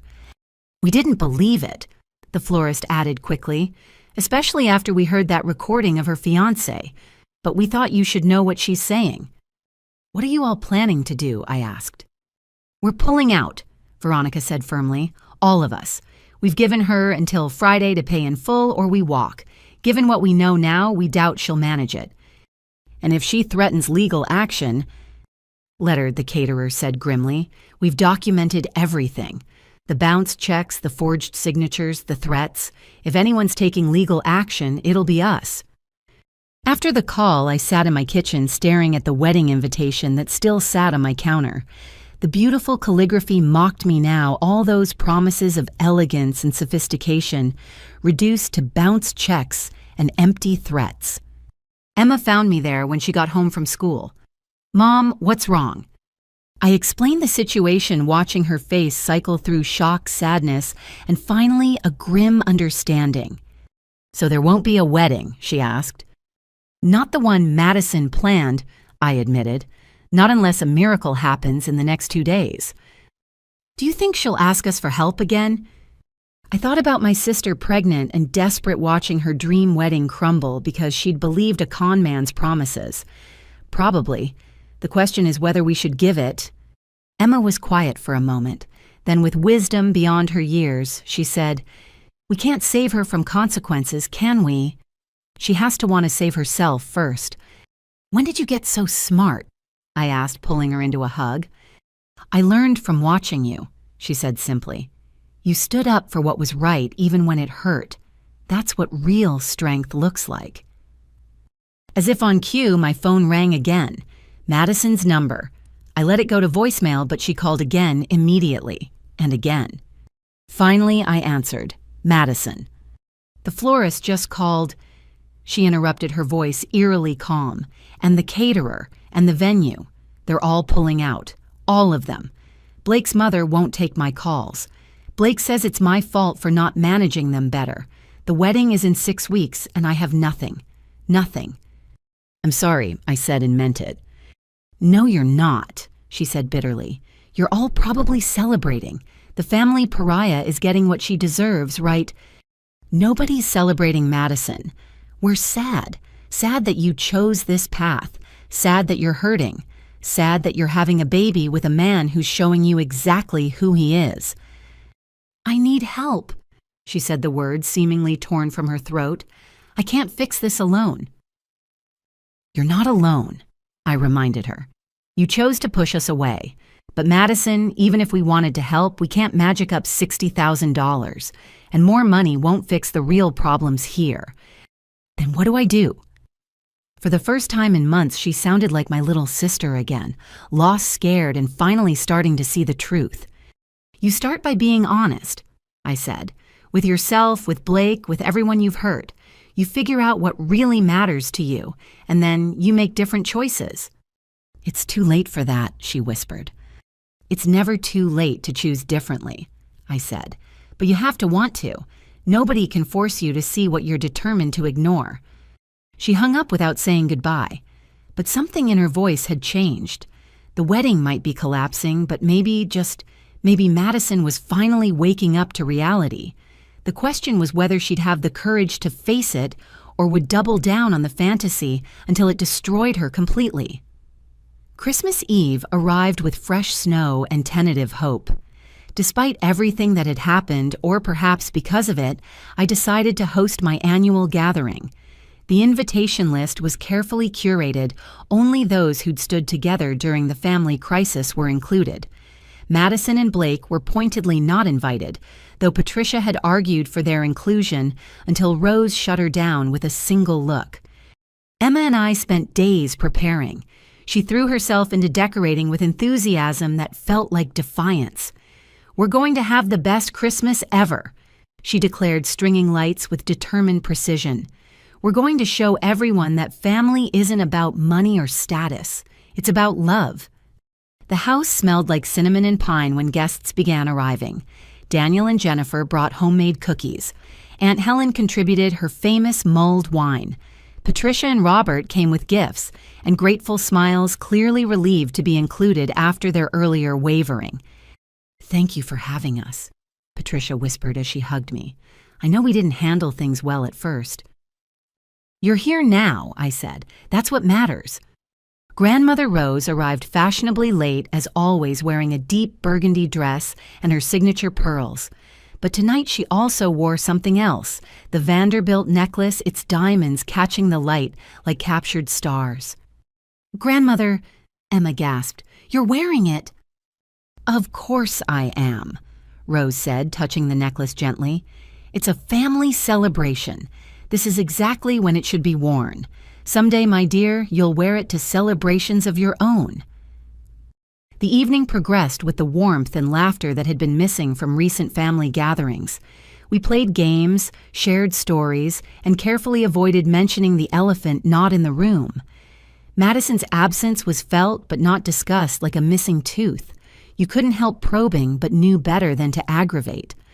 Around 9 o'clock, as Emma was helping serve dessert, she raised her glass of sparkling cider. The room quieted, everyone turning to attention to my poised 15-year-old daughter. "I wanted to make a toast." She began, her voice clear and steady. "This year has been hard. We've had division and pain and choices that broke our hearts. But look around this room. Look at who's here." She paused, making eye contact with each person. "We're still a family, a real family. Not because we're perfect or rich or sophisticated, but because when it mattered, we chose each other. We chose love over appearance, truth over comfort, and integrity over easy answers." "Hear, hear," Daniel murmured, raising his own glass. "So here's to us." Emma continued, her voice growing stronger. "To the family that stands together, to the love that doesn't require conditions or exclusions, to knowing that the best gift we can give each other is showing up just as we are." The room erupted in appreciation, glasses clinking and eyes misting. Rose looked at Emma with such pride I thought she might burst. "Out of the mouths of babes," Rose said, though her voice was thick with emotion. "Though you're hardly a baby anymore, Emma dear, you're becoming quite the remarkable young woman." That's when the doorbell rang. The room fell silent. We weren't expecting anyone else. Patricia half rose from her seat, hope and dread warring on her face. "I'll get it," I said, though my heart was suddenly racing. I opened the door to find Madison standing on my porch. She was alone, snowflakes caught in her disheveled hair, her coat hanging open over her small baby bump. Her face was swollen from crying mascara, long since given up the ghost. "Madison," I breathed. "What are you doing here?"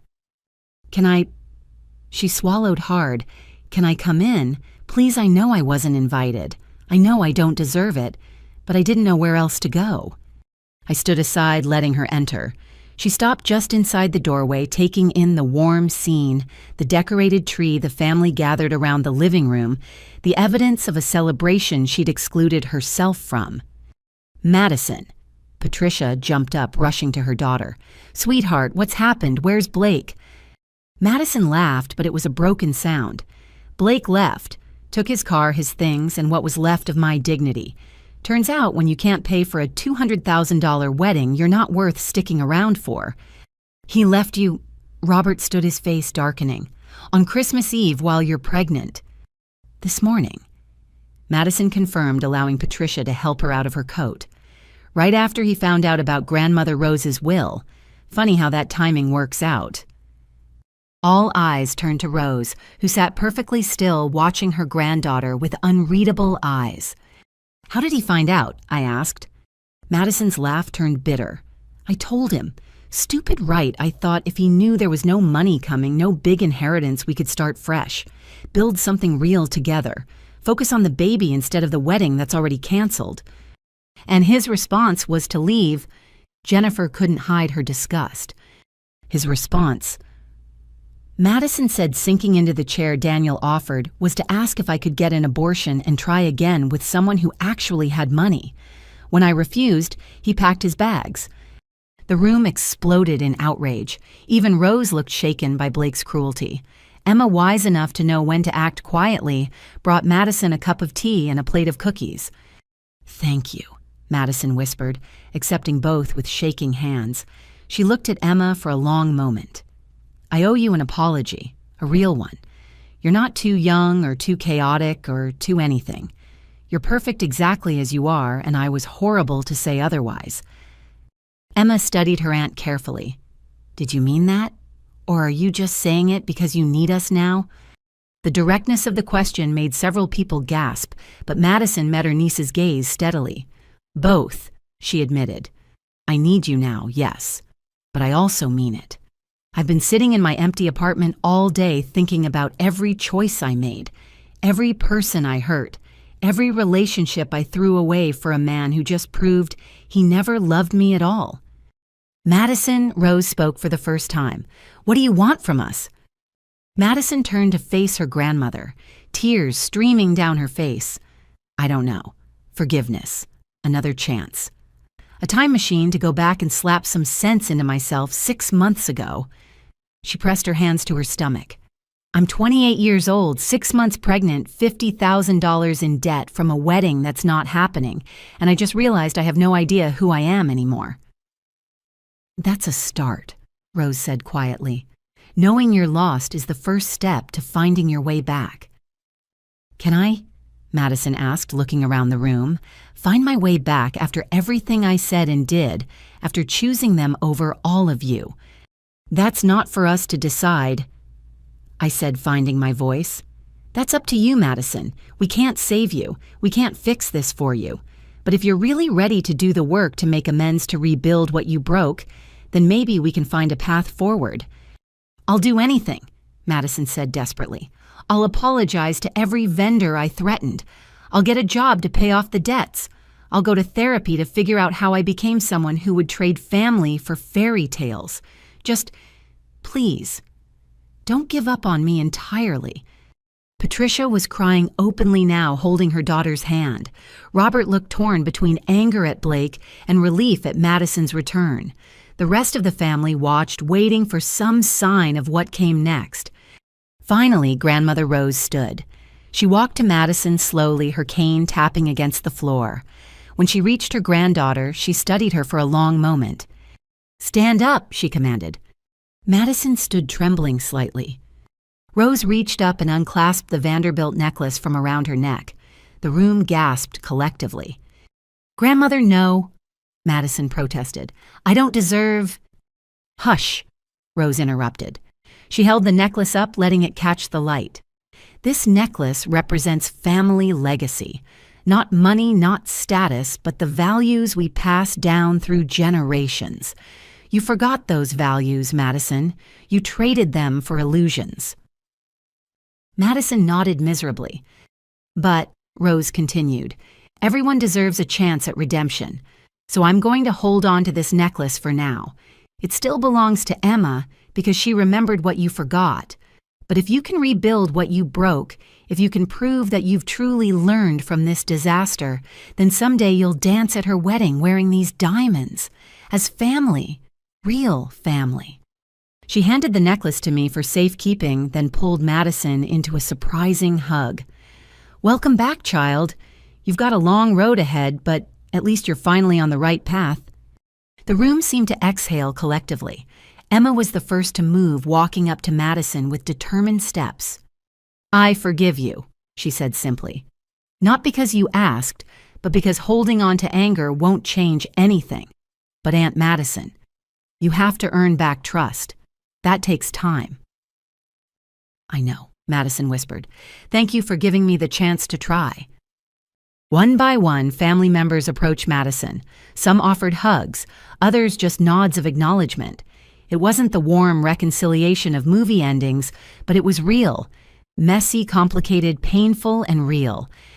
So, Daniel said eventually, practical as always, what's the immediate plan? Where are you staying? Madison looked embarrassed. Blake's name was on the lease. The landlord gave me until the end of the month to move out. I've been packing and trying to figure out where to go. You'll stay with us, Patricia said immediately. No arguments. You're pregnant and alone on Christmas. You're coming home. Actually, I heard myself saying, I have a better idea. Everyone turned to look at me. I'm starting my event planning business in January. I'll need help. Someone who knows vendors, understands contracts, has experience with difficult clients. I met Madison's shocked gaze. The pay won't be much at first, but it's honest work. And maybe we can figure out how to clean up some of the mess with the wedding vendors. You'd hire me? Madison asked in disbelief. After everything, I'd give you a chance, I corrected. What you do with it is up to you. Emma squeezed my hand, and I knew she understood. This wasn't about forgetting what happened. It was about choosing to believe people could change, could learn, could become better versions of themselves. Now, Grandmother Rose announced, settling back into her chair, can we please return to our celebration? It's Christmas Eve, we're all together, and there's still dessert to be eaten. Madison, sit down and eat something. You're too thin, and you're eating for two now. As the evening resumed, different now, but somehow richer for the honesty, I caught Rose's eye. She winked at me, and I understood. The quiet change I'd made at Christmas wasn't about presents or decorations, or even forgiveness. It was about creating space for redemption, about choosing hope over bitterness, about remembering that family isn't about perfection, but about showing up for each other when it matters most. Madison sat between Patricia and Emma, slowly relaxing as the family folded her back in. She had a long way to go, debts to pay both financial and emotional, and a baby to raise alone. But she was here surrounded by people who would help her find her way back to herself. And that more than any wedding or wealth or social status was what real family looked like. 3 days after Christmas, reality crashed back with a vengeance. I was in my home office working on the business plan for my event planning company when my phone rang. The number was unfamiliar, but something made me answer. Is this Coco Sullivan, a man's voice professionally cold? Yes, who is this? This is Marcus Wellington from Wellington Associates. I'm calling regarding your sister, Madison Sullivan. She listed you as her emergency contact. My blood ran cold. Is she okay? Is the baby? She's physically fine, he assured me quickly. This is regarding a legal matter. Miss Sullivan was arrested this morning at Blake Worthington's residence. She's being held at the county jail pending arraignment. The room spun. Arrested for what? Breaking and entering attempted theft in violation of a restraining order. Mr. Worthington filed emergency paperwork yesterday. Your sister was found attempting to remove items from his apartment this morning. I'll be right there, I said, already grabbing my keys. Miss Sullivan, the lawyer continued, bail will likely be set at around $10,000. Will you be able to— I'll figure it out, I interrupted. Just make sure she's okay. The drive to the jail was a blur. I called Patricia on the way, her hysteria making it hard to get details across. Robert said he'd meet me there with what cash they could gather. Daniel, still in town for the holidays, promised to contact a lawyer friend. I found Madison in a holding cell, still wearing the dress she'd worn to Christmas Eve dinner, now rumpled and stained. Her face was puffy from crying, her hands protective over her bump. Coco, she sobbed when she saw me. I'm so sorry. I'm so sorry. What happened? I asked, gripping the bars between us. Madison, what were you thinking? He has my things, she said desperately. My grandmother's jewelry box, my photo albums, my computer with all my work files. I just wanted to get my stuff while he was supposed to be at his parents' house. But he was there, waiting like he knew I'd come. You broke into his apartment. I still had a key. I lived there for 8 months. Half that stuff is mine, but he'd changed the locks, so I tried to go through the window. The window. I stared at her in disbelief. Madison, you're 6 months pregnant. I know. She was sobbing harder now. I know it was stupid, but he has the only copies of my ultrasound photos, the baby books I'd started. Everything that proves this pregnancy is real and documented. I panicked. A guard approached. 5 more minutes. I lowered my voice. Madison, why would you need to prove the pregnancy is real? She looked away, shame coloring her features. Blake's been telling people I faked it, that I'm not really pregnant, just trying to trap him. His mother called my doctor's office pretending to be me, trying to get information. They're building some kind of case against me. Case? What kind of case? I don't know. Madison gripped the bars. But his lawyer sent a letter demanding a paternity test and claiming I committed fraud by misrepresenting my financial status during our relationship. They're saying I deceived Blake about family money to trick him into marriage.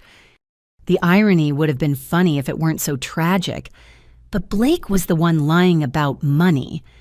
Try proving that, Madison said bitterly. They have paperwork, Coco. Forged documents with my signature claiming Grandmother Rose had already promised me inheritances. Emails from my account I never sent talking about trust funds that don't exist. Blake must have had access to everything and set me up from the beginning. The guard returned. Time's up. We'll get you out, I promised. Just hang on. The next hours were a whirlwind of phone calls, paperwork, and pooled resources. Patricia and Robert emptied their savings. Daniel contributed what he could. Even Aunt Helen showed up with a check. But we were still short. I'll cover the rest, a familiar voice said from behind us. We turned to find Grandmother Rose in the police station lobby, checkbook in hand, dignity intact, despite the surroundings. Mother, you don't have to, Robert started. Hush, Rose commanded. That's my great-grandchild she's carrying. Whatever mistakes Madison has made, the baby doesn't deserve to have a mother in jail. With bail posted, we waited another agonizing hour for Madison's release. When she finally emerged, she looked smaller, somehow defeated in a way that even Blake's abandonment hadn't achieved. Thank you, she whispered to Rose. I know I don't deserve. You're right you don't, Rose interrupted. But deserve's got nothing to do with it. Your family. Now let's get out of here before anyone sees us and starts gossiping. We convoyed back to my house for an emergency family meeting. Madison sat in the center of the living room looking like a child called before the principal. Tell us everything, I instructed. From the beginning. No lies, no omissions. Madison took a shaky breath. It started before I even met Blake. I was at a charity function trying to network for my marketing job. I might have exaggerated about our family's connections, said Grandmother Rose was a philanthropist, implied we had old money. Madison, Patricia groaned. I know, Madison continued, but everyone there was dropping names and inflating their importance. I thought it was just part of the game. Then Blake approached me. He'd overheard, seemed impressed. We started talking, and he was so charming, so sophisticated. So calculating, Daniel muttered. He asked about our family within the first hour, Madison admitted. Specific questions about properties, investments, trusts. But he was subtle about it, made it seem like general interest. And I wanted to impress him. So I built on the lies. What kind of lies? Rose asked, her voice dangerously quiet. Madison couldn't meet her eyes. I said you owned multiple properties, that there were trust funds set up for all the grandchildren, that the family business was sold for millions, small exaggerations that snowballed. And Blake believed it all.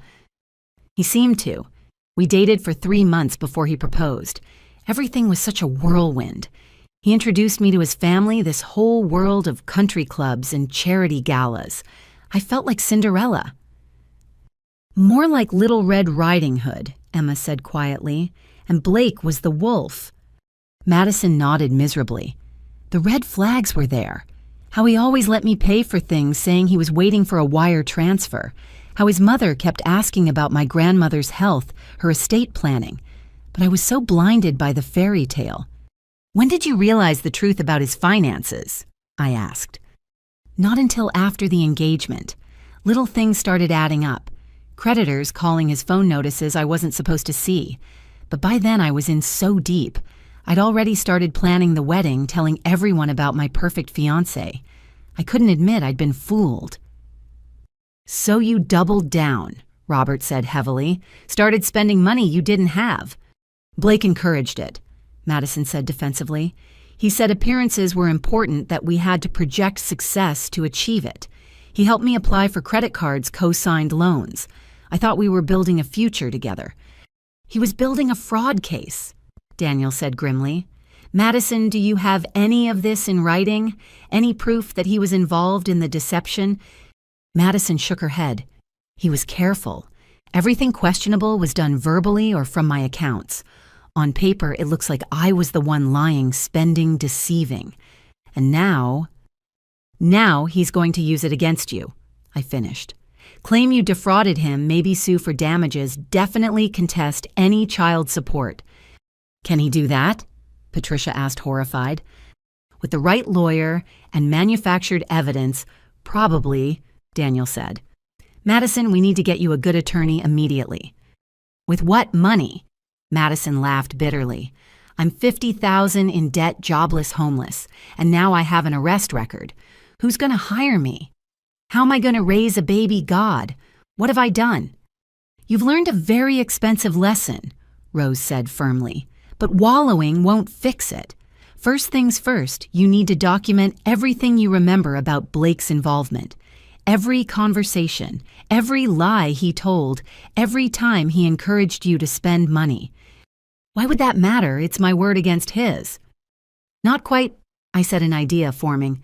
Madison, you said Blake had access to your email, your accounts. Yes, I gave him all my passwords. He said couples shouldn't have secrets. Which means, I continued, excitement building, there might be digital footprints, login records, IP addresses, metadata showing he was accessing your accounts. We need a forensic computer expert. I know someone, Daniel offered. From my company, she specializes in this kind of thing. Good, Rose said, standing with effort. Madison, you're going to fight this, not with lies or schemes or fairy tales, but with truth and hard work. It won't be easy, but nothing worthwhile ever is. What if I can't? Madison asked quietly. What if Blake wins? What if I lose everything? You've already lost everything that doesn't matter. Emma said, wisdom beyond her years, showing again. The fancy apartment, the society wedding the fake fiancé. What's left is what's real. Your baby, your family, your chance to rebuild as someone authentic. Madison looked at her niece with something like awe. When did you become so wise? When my aunt taught me what not to do, Emma replied simply. As the family rallied around Madison, making plans and pooling resources, I felt a shift in the atmosphere. This wasn't about enabling her or forgetting her betrayals. It was about recognizing that sometimes people need help finding their way back from rock bottom. Coco, Madison said quietly as the meeting broke up, I need to tell you something about the business offer you made at Christmas. What about it? I don't deserve it. I know that. But if you're still willing, I want to earn it. Start at the bottom, do whatever grunt work you need. I know vendors, even the ones I burned. I can help make amends, rebuild those relationships, and I swear I'll never lie to you or anyone else again. I studied my sister, seeing not the polished society wannabe she'd tried to become, but the scared pregnant woman who'd finally hit bottom and was ready to climb back up. Monday morning, 9 o'clock, I said. Minimum wage to start. You'll be doing filing, answering phones, whatever I need. No special treatment because you're my sister. I don't want special treatment, Madison said firmly. I want to earn my way back, to prove I can be someone worth trusting again. Then Monday it is. I agreed. But Madison won, lie one scheme, one step backward, and you're out. The baby won't be an excuse for second chances. Understood, she said. And Coco, thank you for everything. Even when I hated you for being right somewhere deep down, I knew you were the sister I should have been. As I watched her leave with our parents, I wondered if people could really change that fundamentally. But then I thought about Emma's words. Sometimes the best gift you can give someone is the chance to prove they've learned from their mistakes. Time would tell if Madison had truly learned from hers. The emergency family meeting was called for New Year's Day, a fitting date for new beginnings and hard truths. Grandmother Rose's living room had never been so full, with folding chairs brought in to accommodate everyone who'd rallied to Madison's defense. "Before we begin," Rose announced from her wingback chair, "I want to make something clear. We're not here to enable Madison or pretend her choices didn't have consequences. We're here to prevent a con artist from destroying her completely and ensuring my great-grandchild has a chance at a decent life." "Agreed," Daniel said, pulling out a laptop. "I've been working with my computer forensics contact. She found some interesting things in Madison's accounts." He connected his laptop to Rose's rarely used television, bringing up a series of documents and data logs. Blake was consistently accessing Madison's email and social media accounts. Daniel explained, highlighting timestamps. Often when Madison was at work or asleep, he sent dozens of emails from her account to various vendors' family members and his own alternate addresses. "Can we prove it was him?" Aunt Helen asked. "The IP addresses trace back to his devices and locations where Madison wasn't present," Daniel confirmed. He also made changes to her phone settings, installing monitoring apps and keyloggers. Everything she typed, every password she entered, he had access to. "The fool gave him everything," Robert muttered, though his tone was more sad than angry. "There's more," Daniel continued. Blake created fake email threads between Madison and fictitious lawyers discussing non-existent trust funds. He forged documents using her signature from legitimate papers she'd signed. This was a long-term, deliberate con. "So we can prove Madison was manipulated?" Patricia asked hopefully. "We can prove Blake had unauthorized access and created fraudulent documents," Daniel clarified. "Whether that's enough to counter his claims depends on the lawyer and judge." "Speaking of lawyers," a new voice said from the doorway. We turned to find a sharp-dressed woman in her 50s entering with a briefcase. "Sandra Morrison, Criminal Defense and Family Law. Rose called me." "Sandra's the best," Rose said simply. "She's handled delicate matters for several prominent families. If anyone can untangle this mess, it's her." Sandra sat up at the dining table, spreading out files with practiced efficiency. "I've reviewed the arrest report and Blake's initial filings. He's claiming fraud, intentional infliction of emotional distress, and theft by deception. He's seeking damages of $200,000. The room erupted in outraged voices until Sandra raised a hand for silence. "It's a scare tactic," she continued calmly. "He knows Madison has no money. What he wants is leverage to avoid child support and maintain his victim narrative for his next mark." "His next mark?" Madison asked quietly from her corner seat. Sandra pulled out a file. "Blake Worthington has done this before. Different cities, different women, always the same pattern. Find someone who seems to have family money, romance them, create financial entanglements, then claim fraud when the money doesn't materialize." "How is he not in jail?" Jennifer demanded. "Because he's smart," Sandra admitted. "He always ensures his victims are complicit in some deception, uses their embarrassment and fear against them. Most women just want to move on, not fight public legal battles while pregnant or humiliated." "Well, Madison's going to fight," Rose declared, "whatever it costs." "Grandmother, no," Madison protested. "You've already done too much." "Hush," Rose commanded. "Sandra, what do we need to do?" Sandra outlined a comprehensive strategy. First, they'd counterfile for harassment, identity theft, and fraud. The forensic evidence Daniel had gathered would be crucial. Second, they'd petition for a restraining order, keeping Blake away from Madison and the baby. Third, they'd aggressively pursue child support using Blake's own inflated claims of wealth against him. "He wants to claim Madison deceived him about money." Sandra smiled sharply. "Fine. Then he can explain to the court why a wealthy businessman is refusing to support his child." "What about the criminal charges?"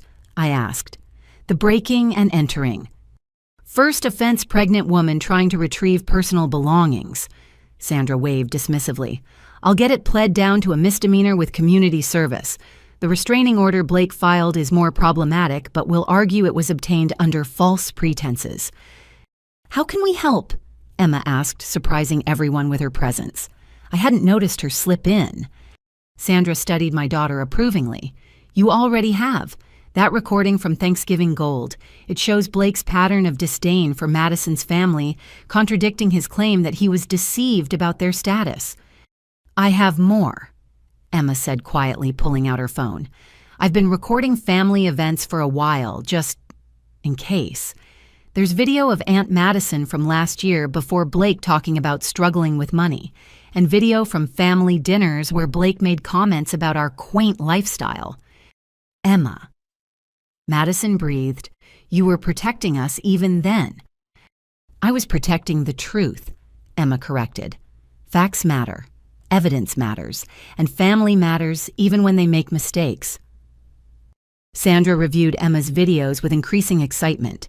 This is excellent. It establishes Madison's actual financial situation before Blake and shows his knowledge of it. You've got a future in law, young lady. Event planning, actually, Emma said with a small smile. I'm learning from Mom. The meeting continued for hours with family members volunteering resources, time, and support. Cousin Sarah offered her accounting expertise to untangle Madison's debts.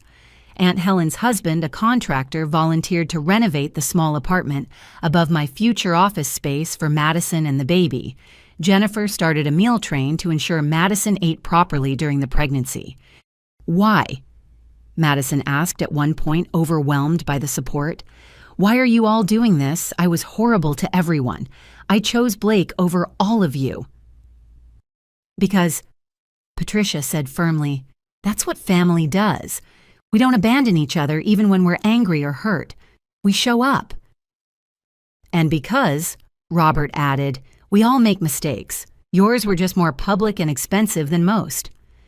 Plus, Daniel said with dark humor, we really don't like Blake.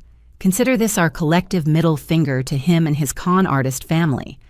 Even Madison managed a watery laugh at that. As the meeting wound down, Sandra pulled Madison aside for private consultation. The rest of us started cleaning up the atmosphere lighter, despite the challenges ahead. You know, Grandmother Rose said to me quietly, I've seen a lot in my 92 years. Seen this family weather scandals, bankruptcies, divorces, and deaths. But I've never seen us unite quite like this. Madison's fall brought out the best in everyone. I agreed. No, Rose corrected. Madison's return did. Her fall just showed us who we really are. Her humility and willingness to accept responsibility. That's what brought everyone together. Do you think she's really changed? Rose considered this carefully. I think she's been broken down to her foundation. Now we get to see what she rebuilds. But having all of us as her construction crew, she's got a fighting chance. Sandra returned looking satisfied. Madison's agreed to full transparency moving forward. All financial decisions run through me or a family member. It's humbling for her, but necessary. Whatever it takes, Madison said, rejoining us. Her hand rested on her bump. This baby deserves better than the mess I created. I want to be someone they can be proud of. You will be, Emma said confidently. Mistakes don't define us, how we fix them does. As everyone prepared to leave, the family formed an impromptu receiving line, each person hugging Madison and whispering encouragement. Even the cousins who'd been most offended by the wedding snub offered support. Blake thought he was isolating you, Aunt Helen observed. Instead, he unified us. His loss, our gain. His loss indeed, Sandra said with professional satisfaction. By the time I'm done with him in court, he'll wish he'd never heard the Sullivan name. The last to leave was Rose, who pressed something into Madison's hand. It was a small pearl ring, simple but elegant. This was mine when I was young and foolish, Rose said. I nearly threw my life away for a charming man, too. Your grandfather saved me from that mistake. Now we're all saving you. Wear this as a reminder that second chances are precious. Don't waste yours. Madison slipped the ring on, tears flowing freely. I won't, I promise. As I locked up and prepared to drive Madison to her temporary home with our parents, I felt something shift in the family dynamic. The crisis had burned away pretense and old grievances, leaving something stronger in its place. Ready? I asked Madison. She nodded, squaring her shoulders. Ready to fight, ready to rebuild, ready to become who I should have been all along. Good, I said, linking my arm through hers, because tomorrow you start work, and I don't give easy days just because you're family. I don't want easy days, Madison replied firmly. I want honest ones, days where I can look in the mirror and respect who I see. That's worth more than any fairy tale wedding. As we drove away, I saw Rose watching from her window. She raised her hand in blessing, and I knew that despite everything, we were going to be okay. Not perfect, not without scars, but okay. And sometimes okay is the best kind of victory. 1 year later, I stood in the backyard of Grandmother Rose's house, watching the controlled chaos of Emma's Sweet 16 party unfold. The same yard that had hosted tense family gatherings now rang with genuine laughter and joy. Madison, the flower arrangements are stunning, Jennifer called out, admiring the centerpieces my sister had designed. Madison smiled, adjusting a wayward peony while balancing 6-month-old Lily on her hip. Thanks, Emma wanted something elegant but not fussy. I think we found the right balance. It was hard to reconcile this Madison with the one who'd stood on my porch that Christmas Eve, broken and desperate. The designer clothes were gone, replaced by practical but pretty sundresses from Target. The perfect makeup had given way to a fresh-faced glow that came from honest work and good sleep. The brittle society laugh had been replaced by genuine smiles. Mama Lily gurgled, reaching for the flowers. No, baby girl, Madison cooed. Those are for Cousin Emma's special day. Emma appeared at my elbow, radiant in the deep blue dress she'd once saved as a link for a wedding she wasn't invited to attend. Mom, this is perfect, thank you. Thank your Aunt Madison, I said. She did most of the planning. Already did, Emma grinned. She cried. Lily tried to eat my thank you card. The party was deliberately modest but meaningful. No champagne fountains or string quartets, just good food, family, and Emma's friends from school. The teenagers had commandeered one corner of the yard for dancing, while adults mingled near the buffet tables my new business had catered. Sullivan Sisters Event Planning had officially launched 6 months ago with Madison as my first and most dedicated employee. She'd started at minimum wage filing papers and answering phones. Now she was my partner in all but name her creativity and attention to detail invaluable. More importantly, she'd personally visited every vendor she'd burned, apologizing and working out payment plans. Most had been won over by her genuine contrition and willingness to make amends. Coco, Patricia called out.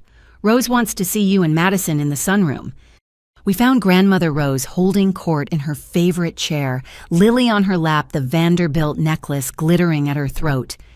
There are my girls, she beamed, all 4 generations of Sullivan women. 4? Madison asked, then gasped. Grandma, are you? It's Emma's birthday, Rose said simply, and I'm 93 years old. If I can't break my own rules occasionally, what's the point of making them? She beckoned Emma forward, reaching up to unclasp the necklace.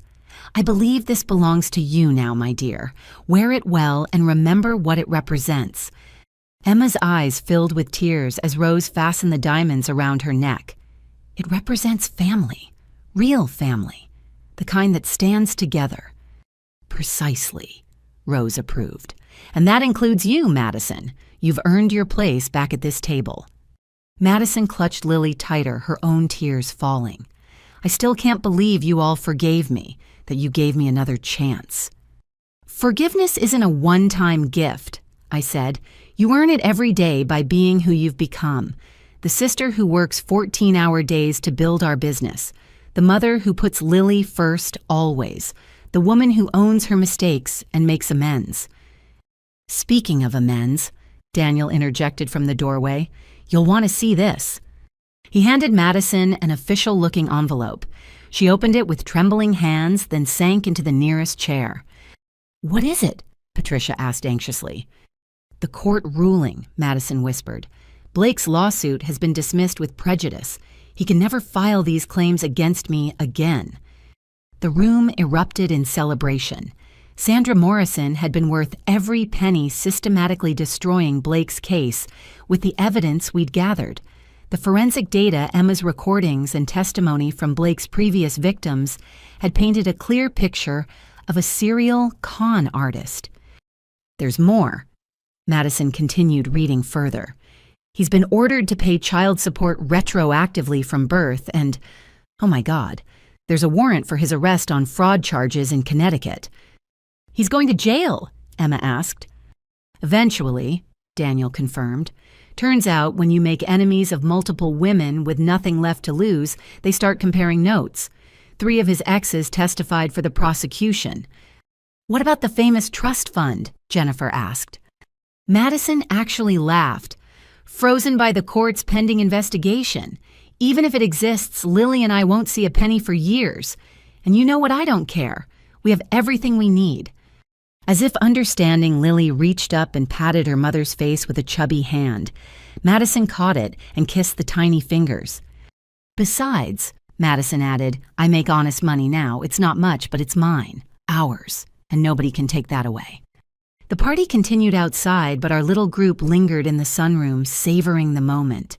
A year ago, we'd been fractured, some of us barely speaking. Now we were stronger than ever. "I should get back," Emma said eventually. "My friends are probably wondering where I am. But first..." She pulled out her phone, gathering us all together for a selfie. 4 generations of Sullivan women, from Rose's 93 years of wisdom to Lily's 6 months of possibility, crowded into the frame. "This," Emma declared, "is my real Sweet 16 gift. My family together and whole." As we returned to the party, Madison pulled me aside. "I've been thinking about the business. We're doing well enough now that we could expand. Maybe bring on another employee." "Who did you have in mind?" "Marcus, Aunt Helen's son. He just graduated with a degree in marketing, and he's brilliant with social media. Plus," she smiled ruefully, "he was one of the teenagers I excluded from the wedding. Seems fitting to offer him an opportunity." "From excluding family to including them," I mused. "I like it. Set up the interview." "Already did," Madison grinned. "He'll be here Monday. I knew you'd say yes." "Getting confident, are we?" "Getting better at reading people," she corrected, "especially the ones who matter." The afternoon wore on with games cake and endless pictures. Emma made a speech thanking everyone for coming, but especially thanking the family for showing her what strength looked like. This year taught me that sometimes the worst things that happen can lead to the best outcomes. She said, wise beyond her 16 years. We lost fake relationships but gained real ones. We faced hard truths but found genuine love. And we learned that family isn't about being perfect. It's about being present. As the sun began to set, casting golden light across the yard, I found myself standing next to Madison as she nursed Lily in a quiet corner. "No regrets?" I asked. She considered this carefully. "About Blake, none. He gave me Lily, and that's the only good thing that came from that relationship.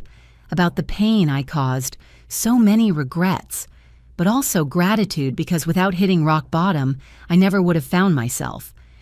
"And who is that?" Madison smiled, the kind of genuine, peaceful smile I hadn't seen from her in years. A single mom who works hard, a sister who values family, a woman who knows the difference between fairy tales and real love. It's not glamorous, but it's real. And real is so much better than anything I was chasing before. Sandra Morrison arrived as the party was winding down, pulling Madison aside with a satisfied expression. We all pretended not to watch as they talked, but when Madison let out a whoop of joy, subtlety went out the window. "Blake took a plea deal," Madison announced. 18 months in federal prison, 3 years probation, and he has to pay restitution to all his victims. It's over. It's really finally over. Rose raised her teacup in a toast. To justice served and lessons learned, may we all be wiser for this journey. And may we never forget what really matters, Madison added, bouncing Lily gently. Family, honesty, and the courage to start over when we lose our way. As guests began departing, Emma approached wearing the Vanderbilt necklace like it had always belonged on her. Aunt Madison, I wanted to ask you something. Anything, birthday girl? Will you be Lily's guardian for values like help make sure she grows up knowing what really matters? Because you've learned it the hard way, and that makes you the perfect teacher. Madison pulled Emma into a fierce hug, Lily squealing happily between them. I would be honored, but honestly, with you as her cousin, I think she's going to learn just fine. The evening ended with family members lingering, reluctant to break the spell of togetherness. Patricia and Robert played with Lily, delighted with their first grandchild. Daniel and Jennifer discussed plans for starting their own family. Rose held court from her chair, dispensing wisdom and watching her legacy unfold. You know what the best part is?